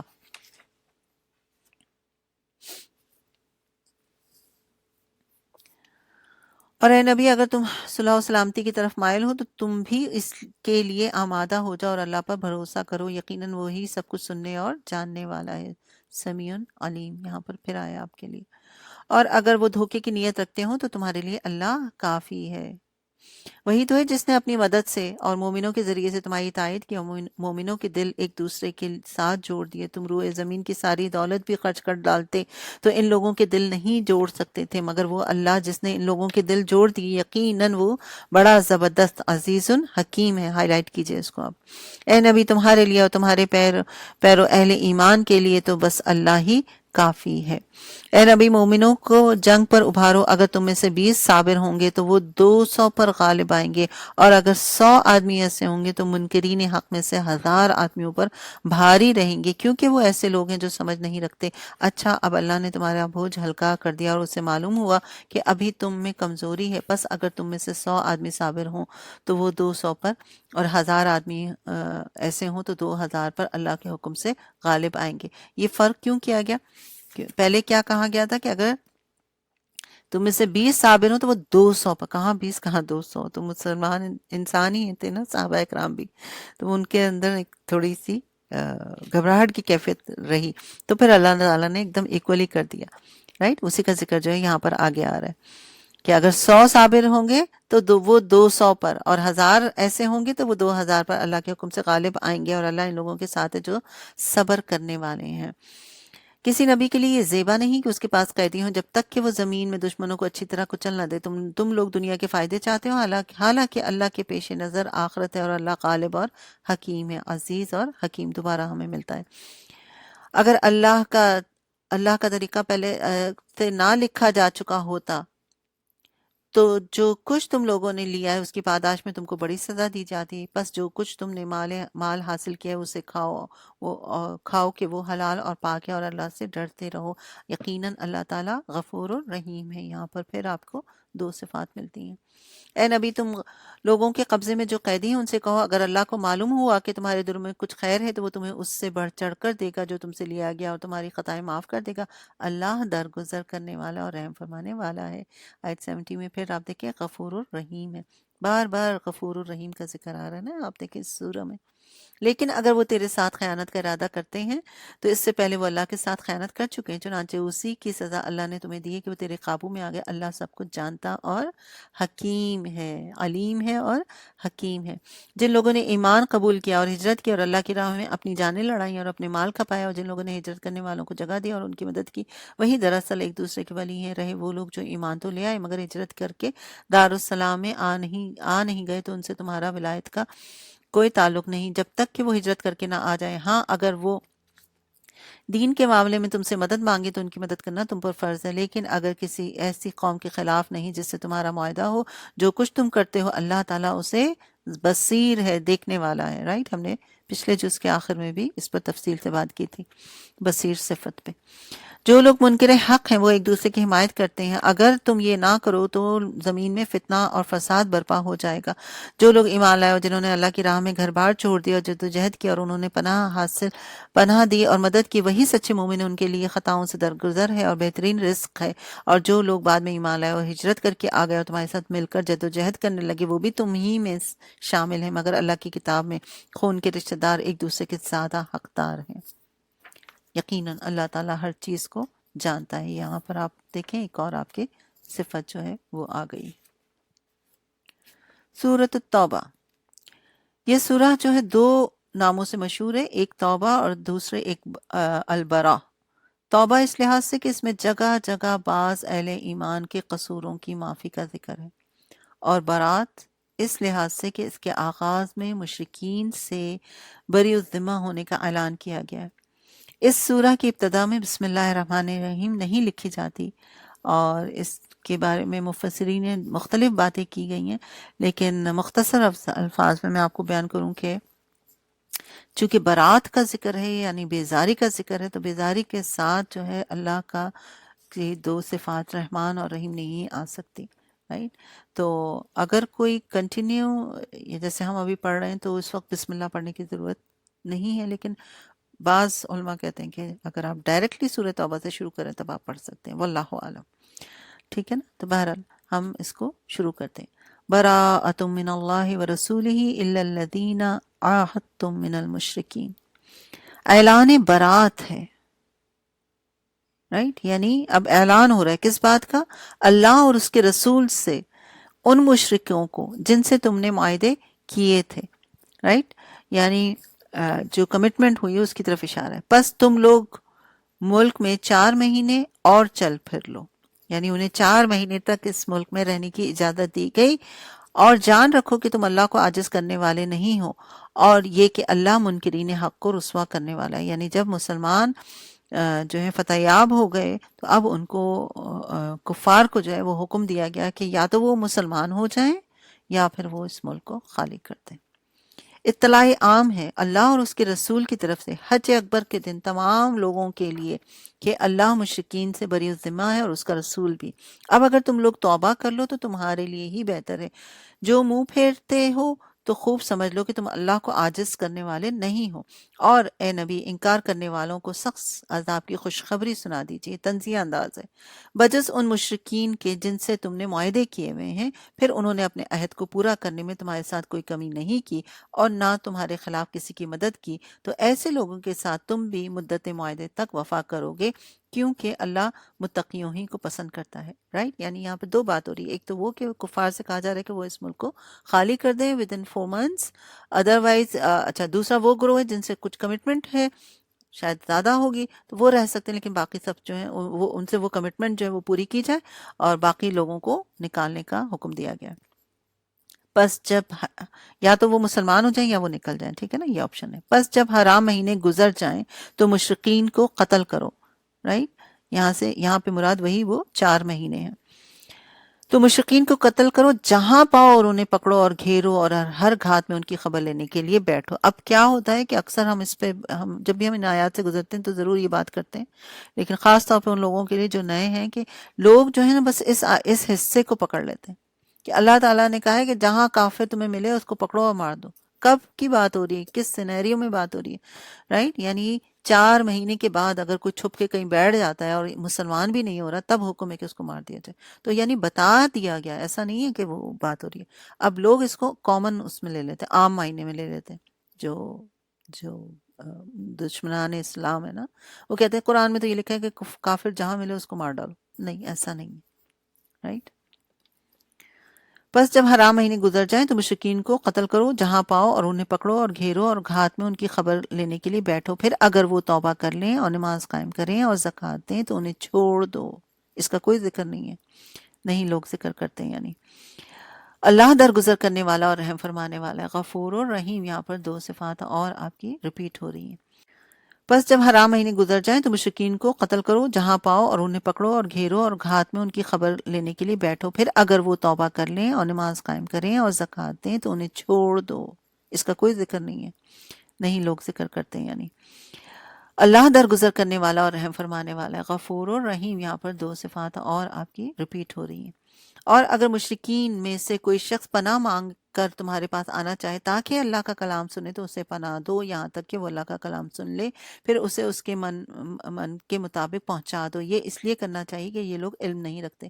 یعنی کوئی مسلمان، کوئی کافر جو وہ یہ کہے کہ مجھے موقع دیجئے، میں آپ کے قرآن کو سنتا ہوں، سمجھائیے مجھے، اور سنانے کے بعد بھی اس کو سمجھ میں نہیں آ رہا تو وہ کہتا ہے کہ نہیں میں مسلمان نہیں ہوں گا، تو ٹھیک ہے، اس کو جہاں جانا ہے اس کو وہاں پہنچا دیا جائے خیر سے۔ ان مشرکین کے لیے اللہ اور اس کے رسول کے نزدیک کوئی عہد آخر کیسے ہو سکتا ہے بجز ان لوگوں کے جن سے تم نے مسجد حرام کے پاس معاہدہ کیا تھا؟ تو جب تک وہ تمہارے ساتھ سیدھے رہیں تو تم بھی ان کے ساتھ سیدھے رہو، کیونکہ اللہ متقیوں کو پسند کرتا ہے۔ مگر ان کے سوا دوسرے مشرکین کے ساتھ کوئی عہد کیسے ہو سکتا ہے جبکہ ان کا حال یہ ہے کہ تم پر قابو پا جائیں تو نہ تمہارے معاملے میں کسی قرابت کا لحاظ کریں نہ کسی معاہدے کی ذمہ داری کا۔ وہ اپنی زبانوں سے تم کو راضی کرنے کی کوشش کرتے ہیں مگر دل ان کے انکار کرتے ہیں، ان میں سے اکثر فاسق ہیں۔ انہوں نے اللہ کی آیات کے بدلے تھوڑی سی قیمت قبول کر لی، پھر اللہ کے راستے میں سد راہ بن کر کھڑے ہو گئے۔ بہت برے کرتوت تھے جو یہ کرتے ہیں۔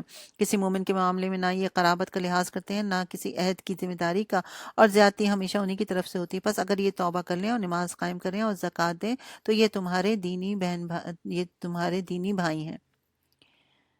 اور جاننے والوں کے لیے ہم اپنے احکام واضح کر دیتے ہیں، اور اگر عہد کرنے کے بعد یہ پھر اپنی قسموں کو توڑ ڈالیں اور تمہارے دین پر حملہ کرنا شروع کر دیں تو کفر کے علم برداروں میں سے جنگ کرو، کیونکہ ان کی قسموں کا کوئی اعتبار نہیں، شاید کہ پھر تلوار ہی کے زور سے وہ باز آئیں گے۔ اگر کیا تم نہ لڑو گے ایسے لوگوں سے جو اپنے عہد توڑ دیتے ہیں اور جنہوں نے رسول کو ملک سے نکال دینے کا قصد کیا اور زیادتی کی ابتدا کرنے والے وہی تھے؟ کیا تم ان سے ڈرتے ہو؟ اگر تم مومن ہو تو اللہ اس کا زیادہ مستحق ہے کہ اس سے ڈرا جائے۔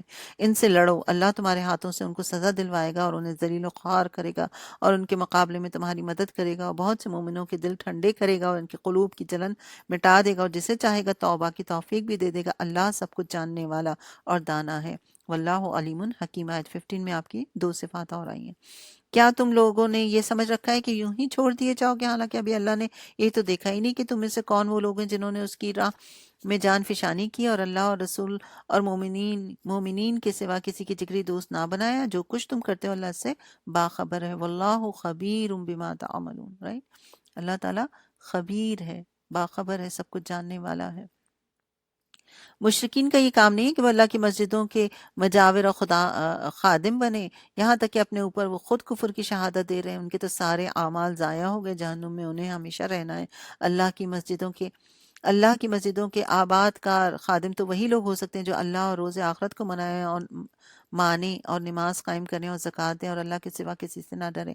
انہی سے یہ توقع ہے کہ سیدھی راہ چلیں گے۔ کیا تم لوگوں نے حاجیوں کو پانی پلانے اور مسجد حرام کی مجاوری کرنے کو اس شخص کے کام کے برابر ٹھہرا لیا جو ایمان لایا اللہ پر اور روز آخرت پر، جس نے جان فشانی کی اللہ کی راہ میں؟ اس کے نزدیک یہ دونوں برابر نہیں ہو سکتے، اور اللہ ظالموں کی رہنمائی نہیں کرتا۔ اللہ کے ہاں تو انہی لوگوں کا درجہ بڑا ہے جو ایمان لائے اور جنہوں نے اس کی راہ میں گھر بار چھوڑے اور جان و مال سے جہاد کیا، وہی لوگ کامیاب ہیں، ان کا رب انہیں اپنی رحمت اور خوشنودی اور ایسی جنتوں کی بشارت دیتا ہے جہاں ان کے لیے پائیدار عیش کے سامان ہے، ان میں وہ ہمیشہ رہیں گے۔ یقیناً اللہ کے پاس خدمات کا صلاح دینے کا بہت کچھ ہے۔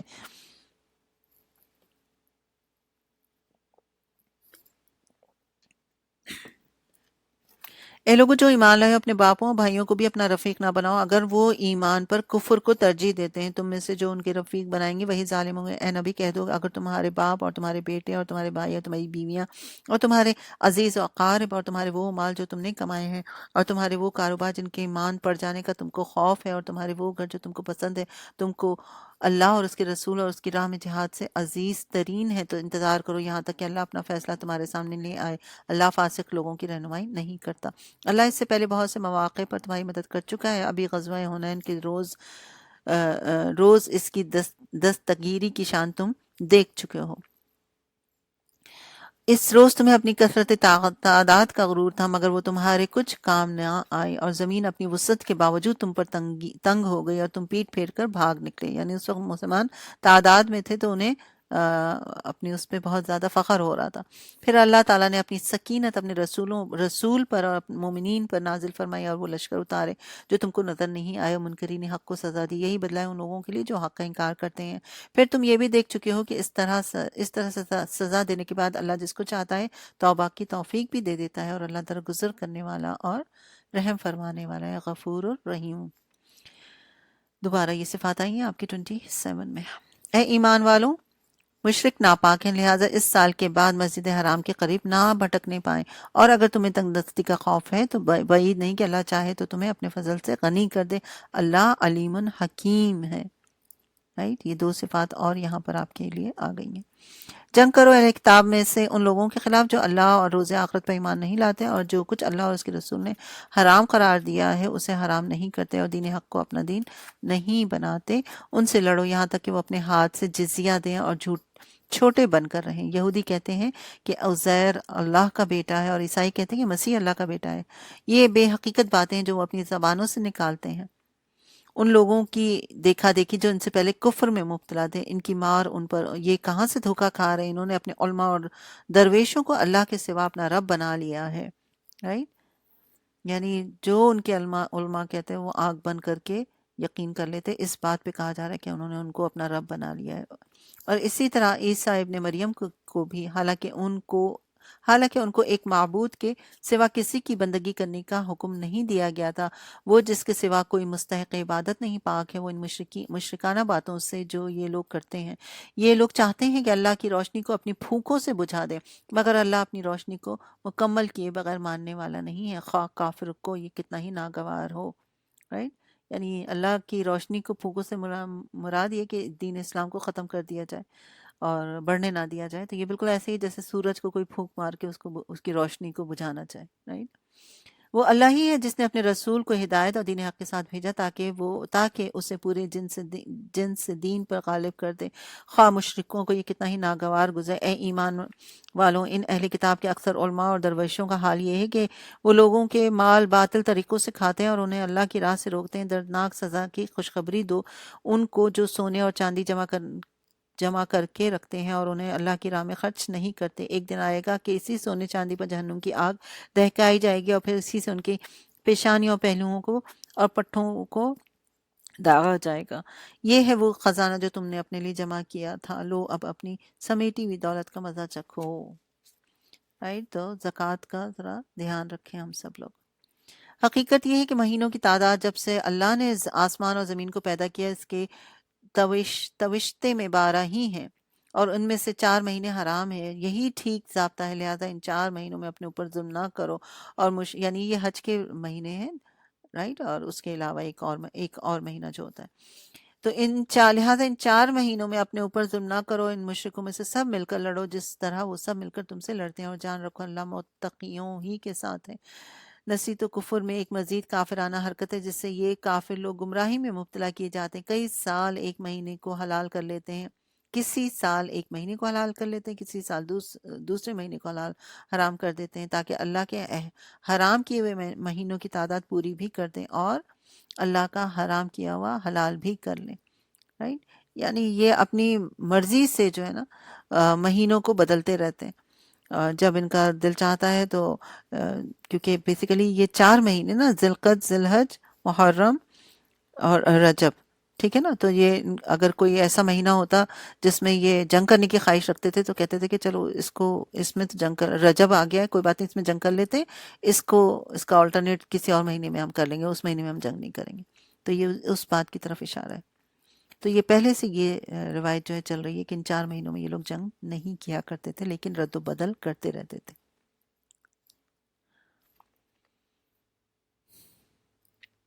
ان کے برے اعمال ان کے لیے خوشنما بنا دیے گئے۔ یہ کتنی خطرناک بات لگتی ہے نا، اب برے اعمال خوشنما بنا دیے گئے، بہت اس کو پڑھ کے نا ڈر لگتا ہے کہ انسان برائی کو برائی نہ سمجھے، ہے نا ڈرنے والی بات، کہ انسان کو حق بات نظر نہ آئے اور برائی جو ہے وہ خوشنما ہو جائے۔ اسی لیے ہمیں وہ دعا سکھائی گئی نا، اللہم ارنا الحق حقا وارزقنا اتباعہ وارنا الباطل باطلا وارزقنا اجتنابہ، یعنی حق جو ہے، جو حق ہے وہ حق ہی نظر آئے، ایسا نہ ہو کہ باطل جو ہے وہ ہمیں حق دکھ رہا ہو اور حق جو ہے وہ باطل دکھ رہا ہو، نعوذ باللہ۔ ان کے برے اعمال ان کے لیے خوشنما بنا دیے گئے، اور اللہ منکرین حق کو ہدایت نہیں دیا کرتا۔ اے لوگوں جو ایمان لائے ہو، تمہیں کیا ہو گیا ہے؟ جب تم سے اللہ کی راہ میں نکلنے کے لیے کہا گیا تو تم زمین سے چمٹ کر رہ گئے؟ کیا تم نے آخرت کے مقابلے میں دنیا کی زندگی کو پسند کر لیا ہے؟ ایسا ہے تو تمہیں معلوم ہو کہ دنیاوی زندگی کا یہ سب سر و سامان آخرت میں بہت تھوڑا نکلے گا۔ تم نہ اٹھو گے تو اللہ تمہیں دردناک سزا دے گا اور تمہاری جگہ کسی اور گروہ کو اٹھا لے گا، اور تم اللہ کا کچھ بھی نہ بگاڑ سکو گے، وہ ہر چیز پر قدیر ہے، قادر ہے۔ ایک صفت یہاں پر اور آئی آپ کی، تم نے اگر نبی کی مدد نہ کی تو کچھ پرواہ نہیں ہے، اللہ اس کی مدد اس وقت کر چکا ہے جب کافروں نے اسے نکال دیا تھا، جب وہ صرف 2 میں سے دوسرا تھا، جب وہ دونوں غار میں تھے۔ یہ کب کی بات ہو رہی ہے؟ جب نبی صلی اللہ علیہ وسلم کو حکم ہوا تھا ہجرت کا، تو آپ اور ابو بکر رضی اللہ تعالیٰ عنہ تھے، وہ دونوں غار میں تھے، جب وہ اپنے ساتھی سے کہہ رہے تھے غم نہ کرو، اللہ ہمارے ساتھ ہے۔ بہت ہی خوبصورت یہ موقع ہے، تفصیل سے تو بات نہیں کر سکتے، لیکن یہ کہ بہرحال مختصر یہ کہ نبی صلی اللہ علیہ وسلم اور ابو بکر رضی اللہ تعالیٰ عنہم جو ہیں رضی اللہ تعالیٰ عنہ جو ہیں وہ اس غار میں تھے، اور کفار جو ہیں بس اس غار کے پاس سے گزر ہی رہتے تو وہ ڈر گئے۔ ابو بکر، تو آپ صلی اللہ علیہ وسلم نے کہا لا تحزن ان اللہ معنا، لا تحزن ان اللہ معنا، ڈرو نہیں، ہمارے ساتھ اللہ ہے، رائٹ؟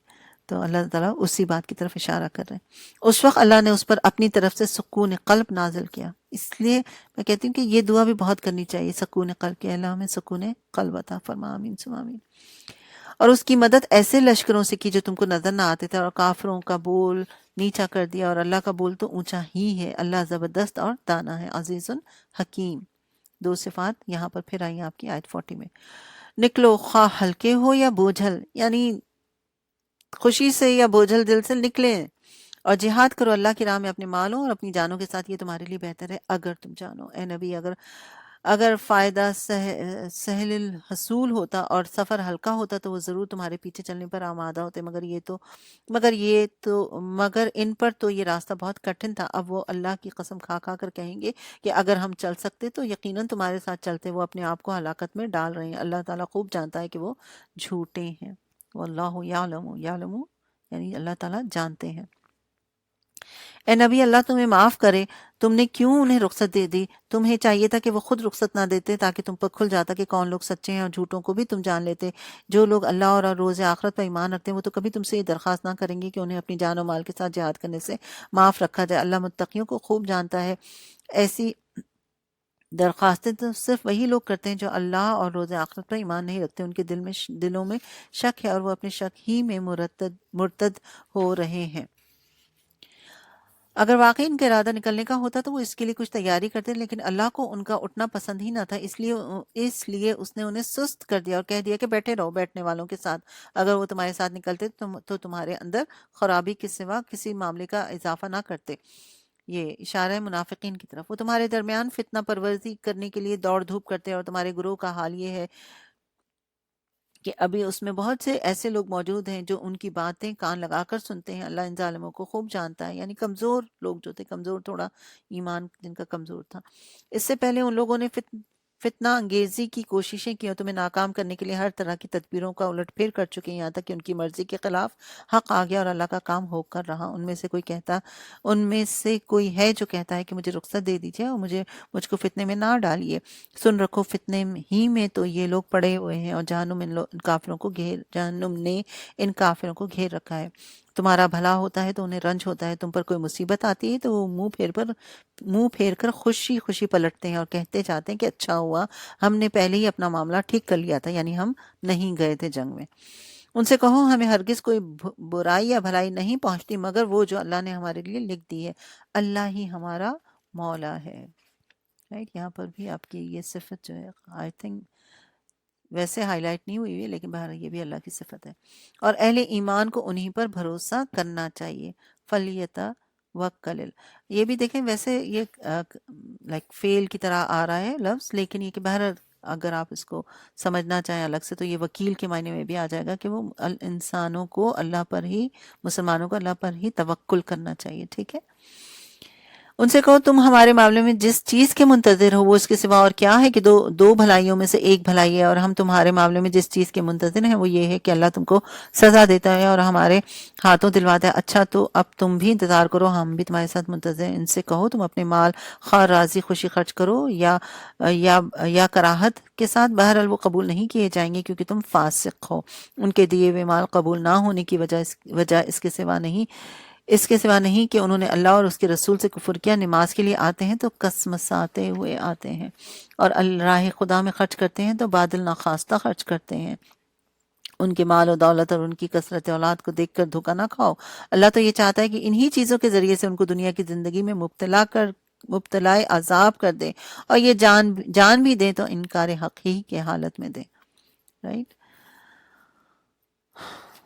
اور اللہ کی قسم کھا کھا کر کہتے ہیں کہ ہم تم ہی میں سے ہیں، حالانکہ وہ ہرگز تم میں سے نہیں ہیں، اصل میں وہ تو ایسے لوگ ہیں جو تم سے خوفزدہ ہیں۔ اگر وہ کوئی جائے پناہ پا لیں یا کوئی کھو یا گھس بیٹھنے کی جگہ تو بھاگ کر اس میں جا چھپیں۔ یہ ساری صفات جو ہیں منافقین کی بیان کی جا رہی ہیں یہاں پر، اور جس میں ایک نماز میں سستی بھی تھی۔ تو اللہ تعالی ہمیں صحیح سے نماز اور شوق سے نماز ادا کرنے والا بنائے۔ دوسرا خرچ کرنے والے کی بات ہوئی، رائٹ، تو اللہ کی راہ میں خرچ کرنے کا بہترین موقع رمضان میں آ رہا ہے، اس میں بھی کریں۔ اور یہ خاص بات جو میں ہائی لائٹ کرنا چاہ رہی ہوں 55 میں، کہ ان کے اعمال اور ان کی اولاد جو ہے وہ دھوکے میں نہ ڈالے۔ اور اکثر لوگ جو ہے، ابھی ریسنٹلی مجھ سے کسی نے بات کی تھی لاسٹ ویک کہ مسلمانوں پہ اتنا ایسی کیفیت آئی ہوئی ہے اور کفار جو دیکھیں آپ مزے میں نظر آتے ہیں، تو یہ ایسے لوگوں کے لیے بہترین جواب دینے کے لیے یہ آیت ہے کہ نبی کو بھی یہ کہا گیا تھا کہ آپ ان کو دیکھ کر دھوکے میں نہ آئیں، یہ سب کیا ٹیمپریری وقتی ہے، اور بیسیکلی ان کو اسی میں الجھا دیا گیا ہے، رائٹ۔ وہ قسم کھا کھا کر کہتے ہیں کہ ہم تمہیں میں سے ہیں، حالانکہ وہ ہرگز تم میں سے نہیں ہیں، اصل میں تو وہ ایسے لوگ ہیں جو تم سے خوف زدہ ہیں۔ اگر وہ کوئی جائے پناہ پا لیں یا کوئی کھو یا گھس جانے کی جگہ تو بھاگ کر اس میں جا چھپیں۔ اے نبی، ان میں سے بعض لوگ صدقات کی تقسیم میں تم پر اعتراضات کرتے ہیں، اگر اس مال میں سے انہیں کچھ دے دیا جائے تو خوش ہو جائیں گے اور نہ دیا جائے تو بگڑنے لگتے ہیں۔ کیا اچھا ہوتا کہ اللہ اور اس کے رسول نے جو کچھ بھی انہیں دیا ہے وہ اسی پر راضی رہتے اور کہتے کہ اللہ ہمارے لیے کافی ہے، وہ اپنے فضل سے ہمیں اور بھی بہت کچھ دے گا، اور اس کا رسول بھی ہم پر بہت عنایت فرمائے گا، ہم اللہ ہی کی طرف نظر جمائے ہوئے ہیں۔ یہ صدقات تو دراصل فقیروں اور مسکینوں کے لیے اور ان لوگوں کے لیے جو صدقات کے کام پر معمور ہیں، اور ان کے لیے جن کی تعلیف قلب مطلوب ہو، نیز یہ گردن چھڑانے اور قرض داروں کی مدد کرنے میں اور راہ خدا میں اور مسافر نوازی میں استعمال کرنے کے لیے ہیں۔ ایک فریضہ ہے اللہ کی طرف سے، اور اللہ تعالیٰ سب کچھ جاننے والا اور دینا اور بینا ہے۔ واللہ علیم حکیم۔ آیت 60 میں 2 صفات اور آئی ہیں۔ ان میں سے کچھ لوگ ہیں جو اپنی باتوں سے نبی کو دکھ دیتے ہیں اور کہتے ہیں کہ یہ شخص کانوں کا کچا ہے، نعوذ باللہ، وہ تمہاری بھلائی کے لیے ایسا ہے۔ اللہ پر ایمان رکھتا ہے اور اہل ایمان پر اعتماد کرتا ہے، سراسر رحمت ہے ان لوگوں کے لیے جو تم میں سے ایماندار ہیں، اور جو لوگ اللہ کے رسول کو دکھ دیتے ہیں ان کے لیے دردناک عذاب ہے۔ چونکہ نبی صلی اللہ علیہ وسلم ہر کسی کی بات کو سنتے تھے نا، تو وہ ان کو برا لگتا تھا، وہ چاہتے تھے کہ بس انہی کی باتوں کو سنا جائے، تو اس وجہ سے وہ اس طرح کی باتیں کرتے آپ کے لیے. یہ لوگ تمہارے سامنے قسمیں کھاتے ہیں. کون؟ منافقین. تاکہ تمہیں راضی کر لیں. حالانکہ اگر یہ مومن ہے تو اللہ اور اس کے رسول اس کے زیادہ حقدار ہیں کہ یہ ان سے راضی کرنے کی فکر کریں. کیا انہیں معلوم نہیں کہ جو اللہ اور رسول کا مقابلہ کرے اس کے لیے دوزخ کی آگ ہے جس میں وہ ہمیشہ رہیں گے؟ یہ بہت بڑی رسوائی ہے. یہ منافق ڈر رہے ہیں کہ کہیں مسلمانوں پر کوئی ایسی صورت نہ نازل ہو جائے جو ان کے دلوں کے بھید کھول دے. آپ سوچیں کیا حال تھا ان کا نا. یعنی یہ غزوہ تبوک کے زمانے میں منافق جو ہے اکثر اپنی مجلسوں میں بیٹھ کر مسلمانوں کا اور نبی کا مذاق اڑاتے تھے، لیکن ساتھ ساتھ وہ ڈرتے بھی تھے کہ کہیں ہماری پکڑ نہ ہو جائے، کہیں اللہ تعالیٰ کوئی آیات نازل نہ کرتے. یعنی انہیں پتہ تھا یہ سب کچھ ہو رہا ہے، لیکن اس کے باوجود ان کا یہ حال تھا. اے نبی ان سے کہو اور مذاق اڑاؤ، اللہ اس چیز کو کھول دینے والا ہے جس کے کھل جانے سے تم ڈرتے ہو. اگر ان سے پوچھو کہ تم کیا باتیں کر رہے ہو تو جھٹ کہہ دیں گے کہ ہم تو ہنسی مذاق اور دل لگی کر رہے ہیں. ان سے کہو کیا تمہاری ہنسی دل لگی اللہ اور اس کی آیات اور اس کے رسول ہی کے ساتھ ہے؟ جب اذرات نہ تراشو، یعنی تم ایکسکیوزز نہ بناؤ. تم نے ایمان لانے کے بعد کفر کیا، اگر ہم نے تم میں سے ایک گروہ کو معاف کر بھی دیا تو دوسرے گروہ کو تو ہم ضرور سزا دیں گے کیونکہ وہ مجرم ہے. منافق مرد اور منافق عورتیں سب ایک دوسرے کے ہم رنگ ہیں، برائی کا حکم دیتے ہیں اور بھلائی سے منع کرتے ہیں اور اپنے ہاتھ خیر سے روکے رکھتے ہیں. یہ اللہ کو بھول گئے تو اللہ نے بھی انہیں بھلا دیا. یقیناً یہ منافق ہی فاسق ہیں. ان منافق مردوں اور عورتوں اور کافروں کے لیے اللہ نے آتش دوزخ کا وعدہ کیا جس میں وہ ہمیشہ رہیں گے، وہیں ان کے لیے موضوع ہے. اس پر اللہ کی پھٹکار، ان پر اللہ کی پھٹکار ہے، ان کے لیے قائم رہنے والا عذاب ہے. تم لوگوں کے رنگ ڈھنگ وہی ہیں جو تمہارے پیش رووں کے تھے. وہ تم سے زیادہ زور آور اور تم سے بڑھ کر مال اور اولاد والے تھے. پھر انہوں نے دنیا میں اپنے حصے کے مزے لوٹ لیے اور تم نے بھی اپنے حصے کے مزے اسی طرح لوٹے جیسے انہوں نے لوٹے، اور ویسے ہی بحثوں میں تم بھی پڑے جیسی بحثوں میں وہ پڑے تھے. سو ان کا انجام یہ ہوا کہ دنیا اور آخرت میں ان کا سب کیا دھرا ضائع ہو گیا اور وہی خسارے میں ہے. کیا ان لوگوں کو اپنے پیش رووں کی تاریخ نہیں پہنچی؟ نوح علیہ السلام کی قوم عاد، ثمود اور ابراہیم کی قوم مدین کے لوگ اور وہ بستیاں جنہیں الٹ دیا گیا تھا، ان کے رسول ان کے پاس کھلی کھلی نشانیاں لے کر آئے. پھر یہ اللہ کا کام نہ تھا کہ ان پر ظلم کرتا، مگر وہ آپ ہی اپنے اوپر ظلم کرنے والے تھے. مومن مرد اور مومن عورتیں یہ سب ایک دوسرے کے رفیق ہیں، بھلائی کا حکم دیتے ہیں، برائی سے روکتے ہیں، نماز قائم کرتے ہیں، زکوٰۃ دیتے ہیں، اللہ اور اس کے رسول کی اطاعت کرتے ہیں. یہ وہ لوگ ہیں جن پر اللہ کی رحمت نازل ہو کر رہے گی. یقیناً اللہ تعالیٰ سب پر غالب اور حکیم و دانا ہے. عزیز حکیم، دو صفات اور یہاں پر آئی ہیں. ان مومن مردوں اور عورتوں سے اللہ کا وعدہ ہے کہ انہیں ایسے باغ دے گا جن کے نیچے نہریں بہتی ہوں گی اور وہ ان میں ہمیشہ رہیں گے. ان سدا بہار باغوں میں ان کے لیے پاکیزہ قیام ہوں گی. اور سب سے بڑھ کر یہ کہ اللہ کی خوشنودی انہیں حاصل ہوگی، یہی بڑی کامیابی ہے. اے نبی، کفار اور منافقین دونوں کا پوری قوت سے مقابلہ کرو اور ان کے ساتھ سختی سے پیش آؤ. آخرکار ان کا ٹھکانہ جہنم میں ابدترین جائے قرار ہے. یہ لوگ خدا کی قسم کھا کھا کر کہتے ہیں کہ ہم نے وہ بات نہیں کی، حالانکہ انہوں نے ضرور وہ کافرانہ بات کہی. وہ اسلام لانے کے بعد کفر کے مرتکب ہوئے اور انہوں نے وہ کچھ کرنے کا ارادہ کیا جسے کر نہ سکے. یہ ان کا سارا غصہ اس بات پر ہے نہ کہ اللہ اور اس کے رسول نے اپنے فضل سے ان کو غنی کر دیا. اب اگر یہ اپنی اس روش سے باز آ جائیں تو انہی کے لیے بہتر ہے، اور اگر یہ باز نہ آئے تو اللہ ان کو دردناک عذاب دینے والا ہے، سزا دینے والا ہے، دنیا میں بھی اور آخرت میں بھی. اور زمین میں کوئی نہیں جو ان کا حمایتی اور مددگار ہو. ان میں سے بعض ایسے بھی جنہوں نے اللہ سے عہد کیا کہ اگر اس نے اپنے فضل سے ہم کو نوازا تو ہم خیرات کریں گے اور صالح بن کے رہیں گے، مگر جب اللہ نے اپنے فضل سے ان کو دولت مند کیا تو وہ بخل پر اتر آئے اور اپنے عہد سے ایسے پھرے کہ انہیں اس کی پرواہ تک نہیں. نتیجہ یہ نکلا کہ ان کے اس بد عہدی کی وجہ سے جو انہوں نے اللہ کے ساتھ کی، وہ اس جھوٹ کی وجہ سے جو وہ بولتے رہے، اللہ نے ان کے دلوں میں نفاق بٹھا دیا جو اس کے حضور ان کی پیشی کے دن تک ان کا پیچھا نہیں چھوڑے گا. کیا یہ لوگ جانتے نہیں کہ اللہ کو ان کے مخفی راز اور ان کی پوشیدہ سرگوشیاں تک معلوم ہے، اور وہ تمام غیب کی باتوں سے پوری طرح باخبر ہے. وہ خوب جانتا ہے ان کنجوس دولت مندوں کو جو برضا اور رغبت دینے والے اہل ایمان کی مالی قربانیوں پر بات چھانٹتے ہیں اور ان لوگوں کا مذاق اڑاتے ہیں. ان کے پاس راہ حق میں دینے کے لیے اس کے سوا کچھ نہیں کہ وہ اپنے اوپر مشقت برداشت کر دیتے ہیں. اللہ ان مذاق کرنے والوں کا مذاق اڑاتا ہے اور ان کے لیے دردناک عذاب ہے. یعنی غزوہ تبوک کے موقع پر نبی صلی اللہ علیہ وسلم نے چندے کی اپیل کی تھی تو بڑے بڑے مالدار منافق جو ہیں وہ تو ہاتھ روک کے بیٹھے ہوئے تھے، اور بڑے بڑے مسلمان جو ہیں ابو بکر اور ان لوگ کا بھی ہمیں واقعہ پتہ چلتا ہے کہ سب لوگ جو ہیں وہ لے کر آئے تھے، ابو بکر تو سب کچھ ہی لے کر آ گئے تھے، لیکن کچھ اہل ایمان جو تھے ان کی خواہش تھی، لیکن انہوں نے مشقت کی، مزدوری کی، اور تھوڑے سے کچھ کھجور یا کچھ چیزیں جو ہیں وہ لا کر دی، تو وہ یہ ان کا مذاق اڑاتے ہیں۔ اس کی بات جو ہے یہاں پر ہو رہی ہے کہ منافقین ان کا مذاق اڑا رہے ہیں، لیکن اللہ تعالیٰ تو نیتوں کو دیکھتا ہے، right؟ اے نبی تم خواہ ایسے لوگوں کے لیے معافی کی درخواست کرو یا نہ کرو، اگر تم 70 مرتبہ بھی انہیں معاف کر دینے کی درخواست کرو گے تو اللہ انہیں ہرگز معاف نہیں کرے گا۔ کس کو؟ منافقین کو، اس لیے کہ انہوں نے اللہ اور اس کے رسول کے ساتھ کفر کیا، اور اللہ فاسق لوگوں کو راہ نجات نہیں دکھاتا۔ جن لوگوں کو پیچھے رہ جانے کی اجازت دی گئی تھی وہ اللہ کے رسول کا ساتھ نہ دیتے اور گھر بیٹھے رہنے پر خوش ہوئے، اور انہیں گوارا نہ ہوا کہ اللہ کی راہ میں جان و مال سے جہاد کریں، انہوں نے لوگوں سے کہا کہ اس سخت گرمی میں نہ نکلو، یعنی بہانہ بنا کے یہ رک گئے، کیونکہ اس وقت باضابطہ یہ اعلان ہوا تھا کہ ہر خاص و عام جو ہے اس جنگ میں شریک ہو، ضرورت تھی بہت زیادہ، تو وہ خود بھی نہیں نکلے اور دوسروں کو بھی بہکا رہے تھے۔ اسی کا ذکر ہے، انہوں نے لوگوں سے کہا اس سخت گرمی میں نہ نکلو، ان سے کہو کہ جہنم کی آگ اس سے زیادہ گرم ہے، کاش انہیں اس کا شعور ہوتا۔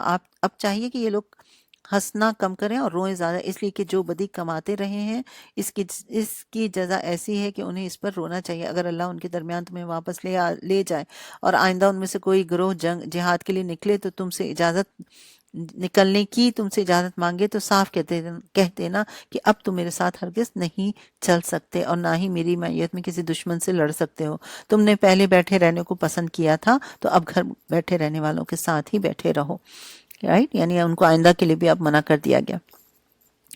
اور آئندہ ان میں سے جو کوئی مرے اس کی نماز جنازہ بھی تم ہرگز نہیں پڑھنا۔ نبی صلی اللہ علیہ وسلم کو ان کے نام بتا دیے گئے تھے اور آپ کو کہا گیا تھا کہ آپ ان کی نماز جنازہ نہیں پڑھیں گے، اور نہ کبھی ان کی قبر پر کھڑے ہونا، کیونکہ انہوں نے اللہ اور اس کے رسول کے ساتھ کفر کیا اور وہ مرے ہیں اس حال میں کہ وہ فاسق تھے۔ ان کی مالداری اور ان کی کثرت اولاد تم کو دھوکے میں نہ ڈالے۔ دیکھیں دوبارہ یہ بات آ رہی ہے، وَلَا تُعْجِبْكَ أَمْوَالُهُمْ وَأَوْلَادُهُمْ، ان کی مالداری اور ان کی کثرت اولاد تم کو دھوکے میں نہ ڈالے۔ اللہ نے تو ارادہ کر لیا ہے کہ اس مال اور اولاد کے ذریعے سے ان کو اسی دنیا میں سزا دے اور ان کی جانیں اس حال میں نکالے کہ وہ کافر ہوں۔ جب کبھی کوئی صورت اس مضمون کی نازل ہوئی کہ اللہ کو مانو اور رسول کے ساتھ مل کر جہاد کرو، تو تم نے دیکھا کہ جو لوگ ان میں سے صاحب مقتدر تھے وہی تم سے درخواست کرنے لگے کہ انہیں جہاد کی شرکت سے معاف رکھا جائے۔ انہوں نے کہا کہ ہمیں چھوڑ دیجئے، ہم بیٹھنے والوں کے ساتھ رہیں گے۔ ان لوگوں نے گھر بیٹھنے والوں میں شامل ہونا پسند کیا، ان کے دلوں پر ٹھپا لگا دیا گیا، اس لیے ان کی سمجھ میں اب کچھ نہیں آتا، بخلاف اس کے کہ رسول نے اور ان لوگوں نے جو رسول کے ساتھ ایمان لائے تھے اپنی جان اور مال سے جہاد کیا، اور اب ساری بھلائیاں ان کے لیے ہیں اور وہی فلاح پانے والے ہیں۔ اللہ نے ان کے لیے ایسے باغ تیار کر رکھے ہیں کہ ان کے نیچے نہریں بہہ رہی ہیں جس میں وہ ہمیشہ رہیں گے، یہ ہے عظیم الشان کامیابی۔ بدوی عربوں میں سے بہت سے لوگ آئے جنہوں نے عذر کی تاکہ انہیں بھی پیچھے رہ جانے کی اجازت دی جائے، اسی طرح بیٹھے رہے وہ لوگ جنہوں نے اللہ اور اس کے رسول سے ایمان کا جھوٹا عہد کیا تھا۔ ان بدوؤں میں سے جن لوگوں نے کفر کا راستہ اختیار کیا تھا عنقریب و دردناک سزا سے دوچار ہوں گے۔ یعنی عرب کے جو بدو لوگ تھے، جو یہ دیہاتی لوگ جو تھے، ان کی طرف اشارہ ہے۔ ضعیف اور بیمار لوگ اور وہ لوگ جو شرکت جہاد کے لیے راہ نہیں پاتے اگر پیچھے رہ جائے، یعنی جو ضعیف ہے، بیمار ہے، یا جس کے پاس معلومات نہیں ہے، سواری نہیں، ان کا اب ذکر آ رہا ہے، اگر پیچھے رہ جائیں تو کوئی حرج نہیں، جبکہ خلوص دل کے ساتھ اللہ اور رسول کے وفادار ہوں۔ ایسے محسنین پر اعتراض کی کوئی گنجائش نہیں، اور اللہ درگزر کرنے والا اور رحم فرمانے والا ہے۔ واللہ غفور الرحیم، دو صفات اور یہاں پر آئی ہیں۔ اسی طرح ان لوگوں پر بھی کوئی اعتراض کا موقع نہیں جنہوں نے خود آ کر تم سے درخواست کی تھی کہ ہمارے لیے سواریاں بہم پہنچائی جائیں، اور جب تم نے کہا کہ تمہارے پاس سواریوں کا انتظام نہیں ہے تو وہ مجبوراً واپس چلے گئے، اور حال یہ تھا کہ ان کی آنکھوں سے آنسو جاری تھے۔ انہیں اس بات کا بڑا رنج تھا کہ وہ اپنے خرچ پر شریک جہاد ہونے کی طاقت نہیں رکھتے، رائٹ؟ یعنی یہ کچھ صحابہ ایسے تھے جو آئے، ان کے پاس مال نہیں تھا، درخواست کی کہ ہمیں سواری چاہیے، آپ کے پاس بھی نہیں تھی سواری، تو وہ روتے ہوئے واپس گئے، تو ان کا ذکر یہاں پر آ رہا ہے۔ البتہ اعتراض ان لوگوں پر ہے جو مالدار ہیں، پھر بھی تم سے درخواست کرتے ہیں کہ انہیں شرکت جہاد سے معاف رکھا جائے۔ انہوں نے گھر بیٹھنے والوں میں شامل ہونا پسند کیا، اللہ نے ان کے دلوں پر ٹھپا لگا دیا، اس لیے اب یہ کچھ نہیں جانتے اللہ کے ہاں ان کی روش کا کیا نتیجہ نکلنے والا ہے۔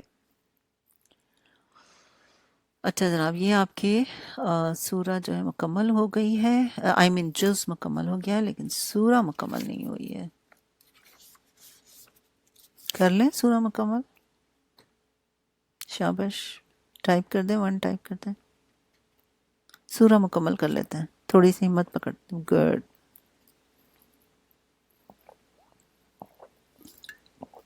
چلیے بسم اللہ الرحمن الرحیم شروع کرتے ہیں. آیت نمبر پارہ نمبر جز نمبر 11.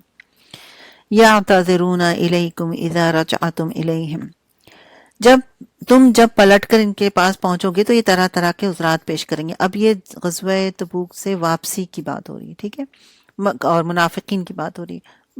تو نبی صلی اللہ علیہ وسلم جب واپس آ رہے ہیں تو پھر کہا جا رہا ہے کہ جب تم پلٹ کر ان کے پاس پہنچو گے تو یہ طرح طرح کے عذرات پیش کریں گے، مگر تم صاف کہہ دینا، بہانے نہ کرو، ہم تمہاری کسی بات کا اعتبار نہیں کریں گے.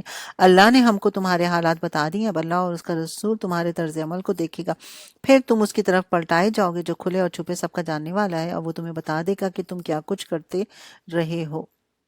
تمہاری واپسی پر یہ تمہارے سامنے قسمیں کھائیں گے تاکہ تم سے صرف نظر کرو، تو بے شک تم ان سے صرف نظر یعنی اگنور کر دو، درگزر کر لو، کیونکہ یہ گندگی ہے، ان کا اصلی مقام جہنم ہے جو ان کی کمائی کے بدلے میں انہیں نصیب ہوگا. یہ تمہارے سامنے قسمیں کھائیں گے تاکہ تم ان سے راضی ہو جاؤ، حالانکہ تم ان سے راضی ہو بھی گئے تو اللہ تعالیٰ ہرگز ایسے لوگوں سے راضی نہیں ہوگا. یہ بدوی عرب کفر و نفاق میں زیادہ سخت ہیں، ان کے معاملے میں اس امر کے امکانات زیادہ ہیں کہ اس دین کی حدود سے ناواقف رہیں جو اللہ نے اپنے رسول پر نازل کیا. اللہ سب کچھ جانتا اور حکیم ہے. رائٹ، واللہ علیم حکیم، 2 صفات اور یہاں پر ہیں.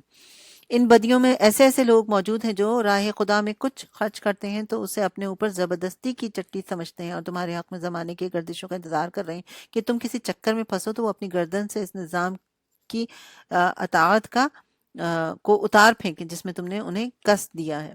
رائٹ، یعنی آپ سے جان چھڑانا چاہتے ہیں کہ کوئی نعوذ باللہ آپ کے ساتھ کوئی برا ہو تو تاکہ ان کی جان چھوٹے ان ساری سچویشن سے.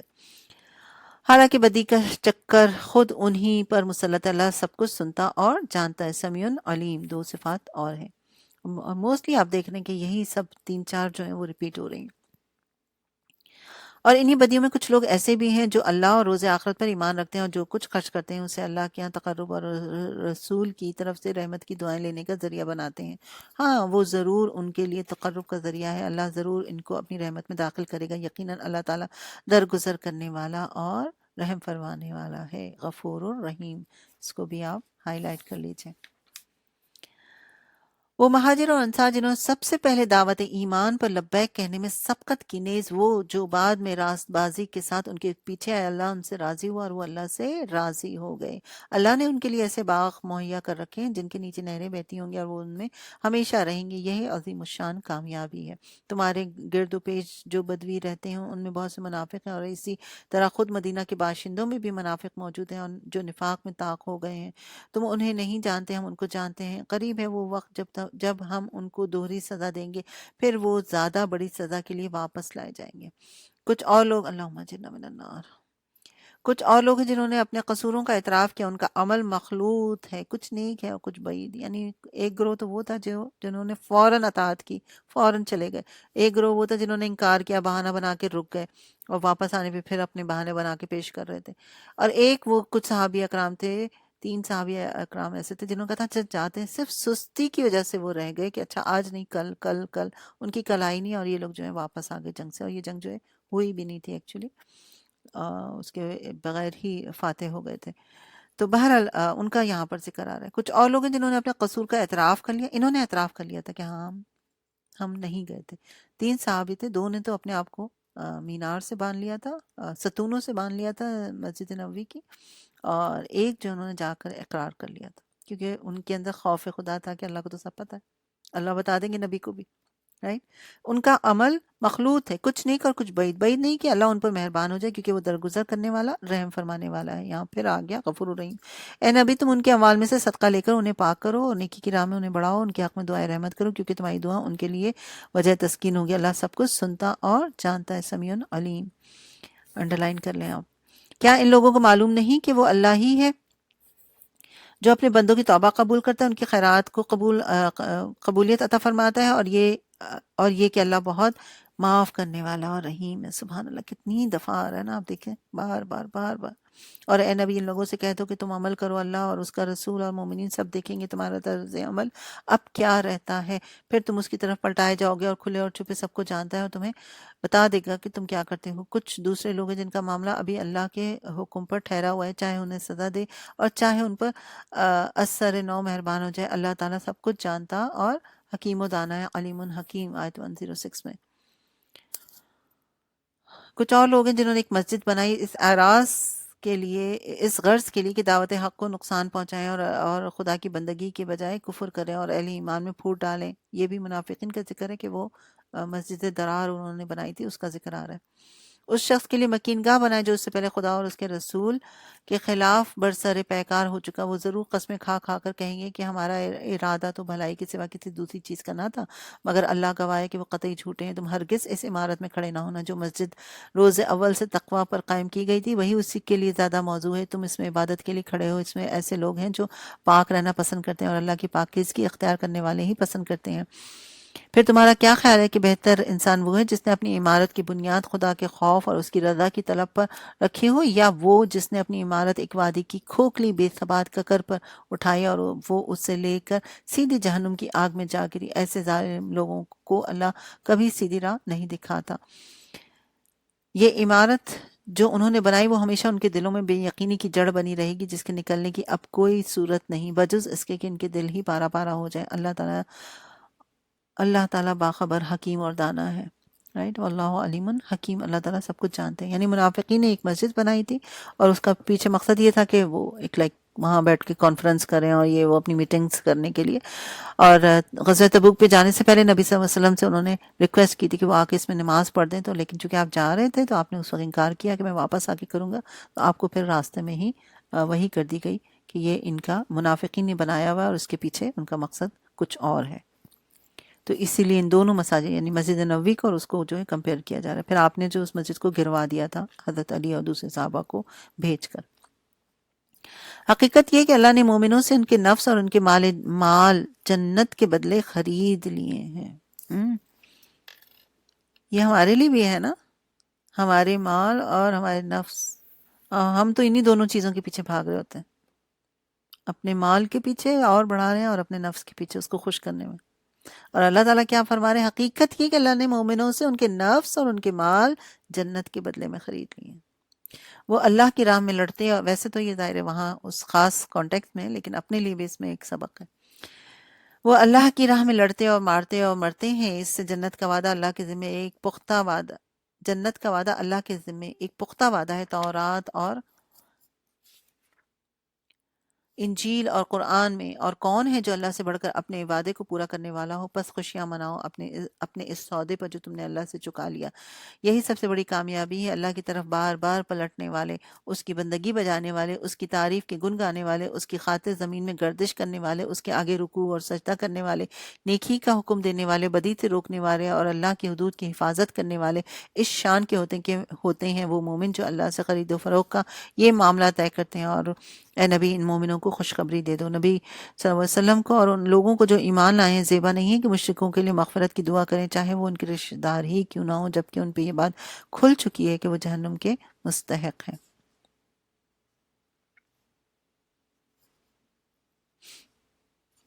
ابراہیم علیہ السلام نے اپنے باپ کے لیے جو دعائیں مغفرت کی تھی وہ تو اس وعدے کی وجہ سے تھی جو اس نے اپنے باپ سے کیا تھا، مگر جب اس پر یہ بات کھل گئی کہ اس کا باپ خدا کا دشمن ہے تو وہ اس سے بیزار ہو گیا. حق یہ ہے کہ ابراہیم بڑا رقیق القلب، خدا ترس اور بردبار آدمی تھا.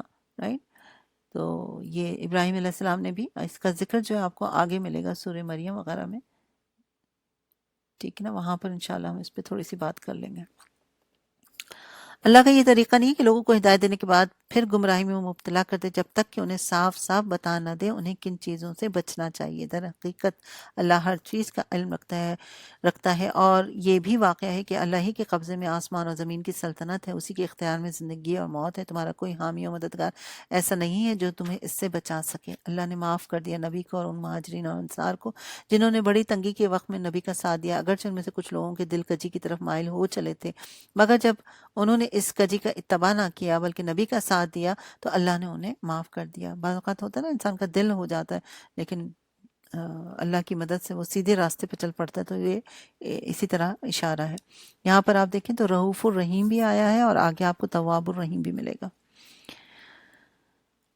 بے شک اس کا معاملہ ان لوگوں کے ساتھ شفقت و مہربانی کا ہے، اور ان تینوں کو بھی اللہ نے معاف کیا جن کے معاملے کو ملتوی کر دیا گیا تھا جب زمین اپنی ساری وسعت کے باوجود ان پر تنگ ہو گئی اور ان کی اپنی جانیں بھی ان پر بار ہونے لگی، اور انہوں نے جان لیا کہ اللہ سے بچنے کے لیے کوئی جائے پناہ نہیں، خود اللہ ہی کے دامن رحمت کے سوا کوئی جگہ نہیں. تو اللہ اپنی مہربانی سے ان کی طرف پلٹا تاکہ وہ اس کی طرف پلٹ آئیں. یقیناً وہ بڑا معاف کرنے والا اور رحیم ہے. رائٹ. یہ 3 صحاب تھے، کعب بن مالک، حلال بن امیہ اور مرار بن ربی. رائٹ. تو یہ تینوں سچے مومن تھے لیکن تھوڑا لیزی ہو گئے تھے، اور کچھ بھی نہیں تھا بیسیکلی. ان کو جو ہے ان سے پورا شہر جو ہے بات نہیں کر رہا تھا. میں مختصر بیان کروں گی ورنہ بہت لمبی بات ہو جائے گی.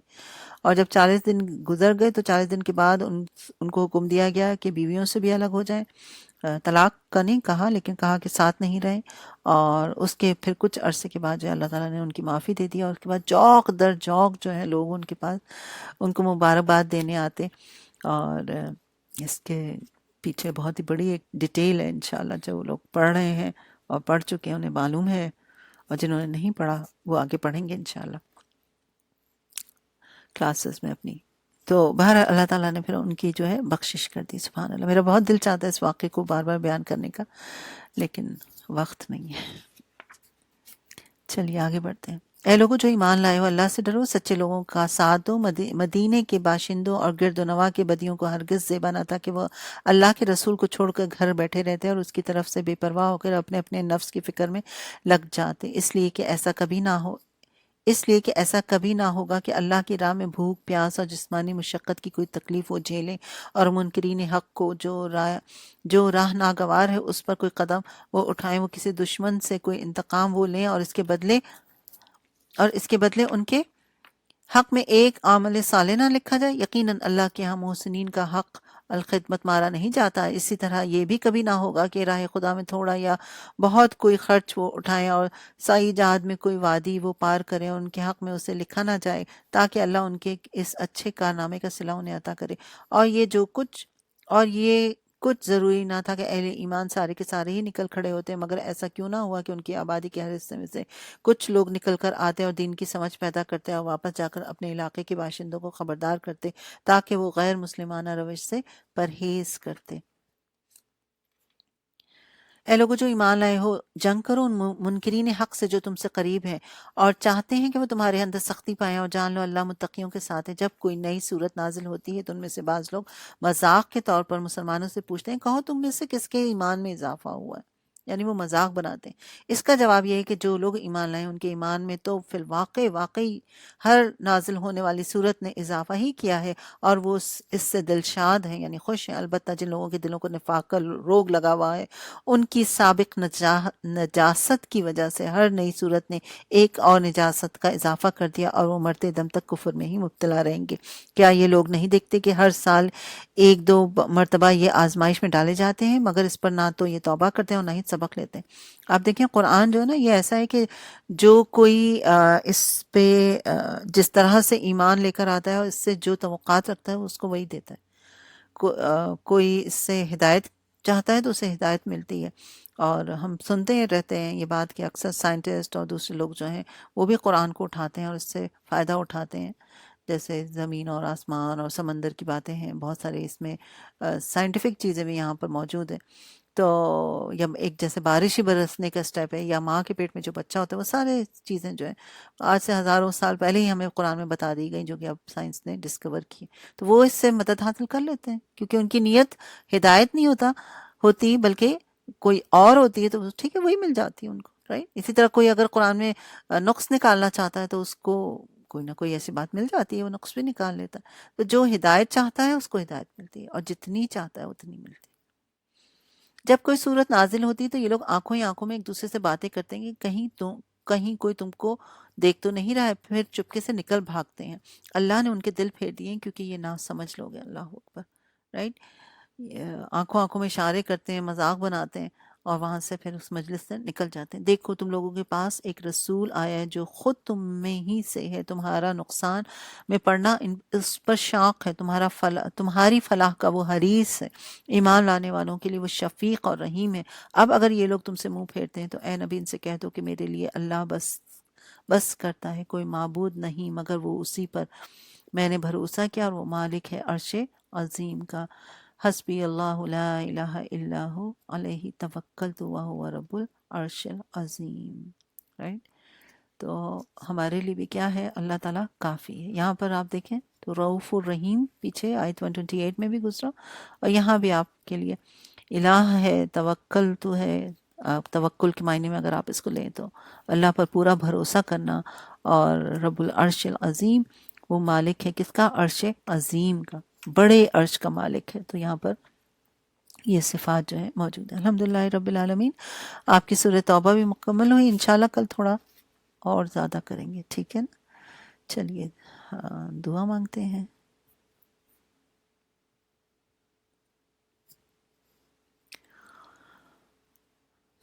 اعوذ باللہ من الشیطان الرجیم، بسم اللہ الرحمن الرحیم.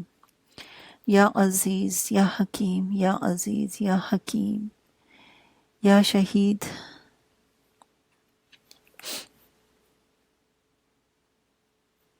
آپ لوگوں نے اس دفعہ صفات نہیں شیئر کی یہاں پر، یا مجھے نظر نہیں آ رہی.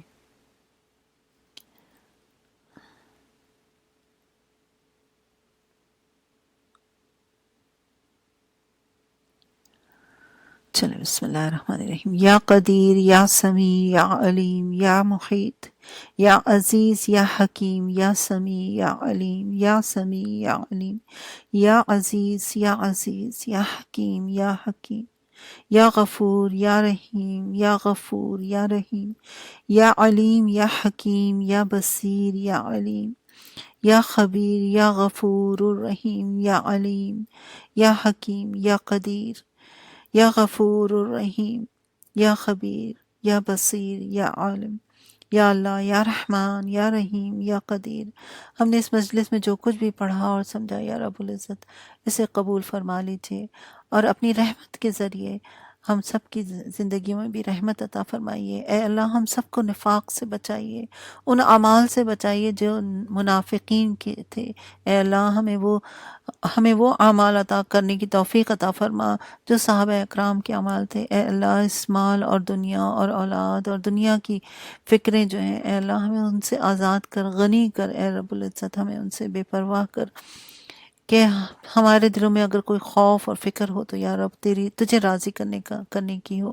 اے اللہ بچے پال رہے ہوں، یا شوہر کی خدمت ہو، یا ماں باپ کی خدمت ہو، یا دوسروں کی کوئی بھی کام ہو، دنیاوی کام ہو، اے اللہ ان سب کے پیچھے ایک ہی مقصد پیدا کر دے ہمارے دلوں میں، کہ تجھے راضی کرنا ہے، تیری رضا میں راضی ہو جائیں. اے اللہ ہم سب کو حکمت عطا فرما، ہم سب کو سمجھ عطا فرما. اے اللہ ہم سب سمعنا و اطعنا کرتے ہیں اور تجھ سے مدد مانگتے ہیں کہ تیری مدد کے بغیر یا اللہ ہم ایک رائی کے برابر کی بھی نیکی نہیں کر سکتے.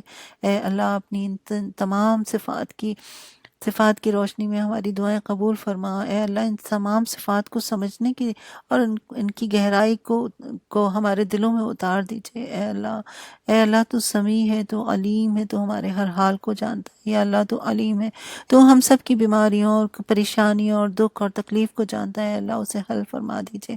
اے اللہ ہمیں توفیق دیجئے کہ ہم تیری ان صفات کے ذریعے تیری معرفت حاصل کریں، ہمارے لیے راستے آسان کر، ہموار کر. اے اللہ ہمیں 5 وقتہ بہترین نمازیں پڑھنے والا بنا. اے اللہ ہمیں اس بہترین رمضان جو آنے والا ہے بالکل ہمارے سر پہ کھڑا ہے یا رب العزت، اس مبارک مہینے تک ہمیں پہنچا، خیر کے ساتھ پہنچا، اور اس میں بہترین عبادتیں کرنے کی توفیق اور ہمت اور صلاحیت اور طاقت عطا فرما. اے اللہ ہمیں کمزوریوں سے بچا، جسمانی اور ذہنی اور علمی کمزوری سے بچا. یا اللہ ہم سب گناہ گار بندیاں تیرے آگے ہاتھ پھیلا کر تجھ سے دعا مانگتے ہیں. اے اللہ ہمیں علم عطا فرما. یا رب العزت ہم سب کو علم حاصل کرنے کی توفیق اور ہمت اور طاقت اور شوق عطا فرما. اے اللہ ہمیں علم عطا فرما. اے اللہ ہمیں سیکھنے کی توفیق عطا فرما. یا اللہ ہم تیرے آگے ہاتھ جوڑ کر تجھ سے دعا مانگتے ہیں، ہم سب سے راضی ہو جا، ہمیں معاف کر دے، ہمیں گناہوں سے بچا لے، ہماری نسلوں کی حفاظت فرما، امت مسلمہ کے حال پر رحم فرما، ہدایت دے دے امت مسلمہ کو۔ اے اللہ ہمارے ملک پاکستان پر رحم فرما، اے اللہ نیک اور صالح ہمیں حکمراں عطا فرما، جہاں جہاں مسلمان پس رہے ہیں اللہ ان کی مدد فرما۔ اے اللہ ہمیں اس قابل بنا کہ ہم غیر مسلموں تک تیرا پیغام پہنچانے والے بنے۔ اے اللہ وہ تیرے نام کی ایک کتاب بنائی ہے یا اللہ ہم سے نہیں ہو رہا، ہم اس کو آگے بڑھا ہی نہیں پا رہے، اے اللہ ہمارے لیے اسباب بنا، آسانی بنا۔ اے اللہ غیر مسلموں تک کتابیں پہنچانے والا بنا، تیرے کلام پہنچانے والا بنا۔ اے اللہ ہمارے لیے راستے آسان فرما۔ اے اللہ اس دل کو اپنی اے اللہ اس دل کو صرف اور صرف اپنی رضا میں راضی والا بنا دے۔ اے اللہ ہم سے راضی ہو جا، ہمیں معاف کر دے۔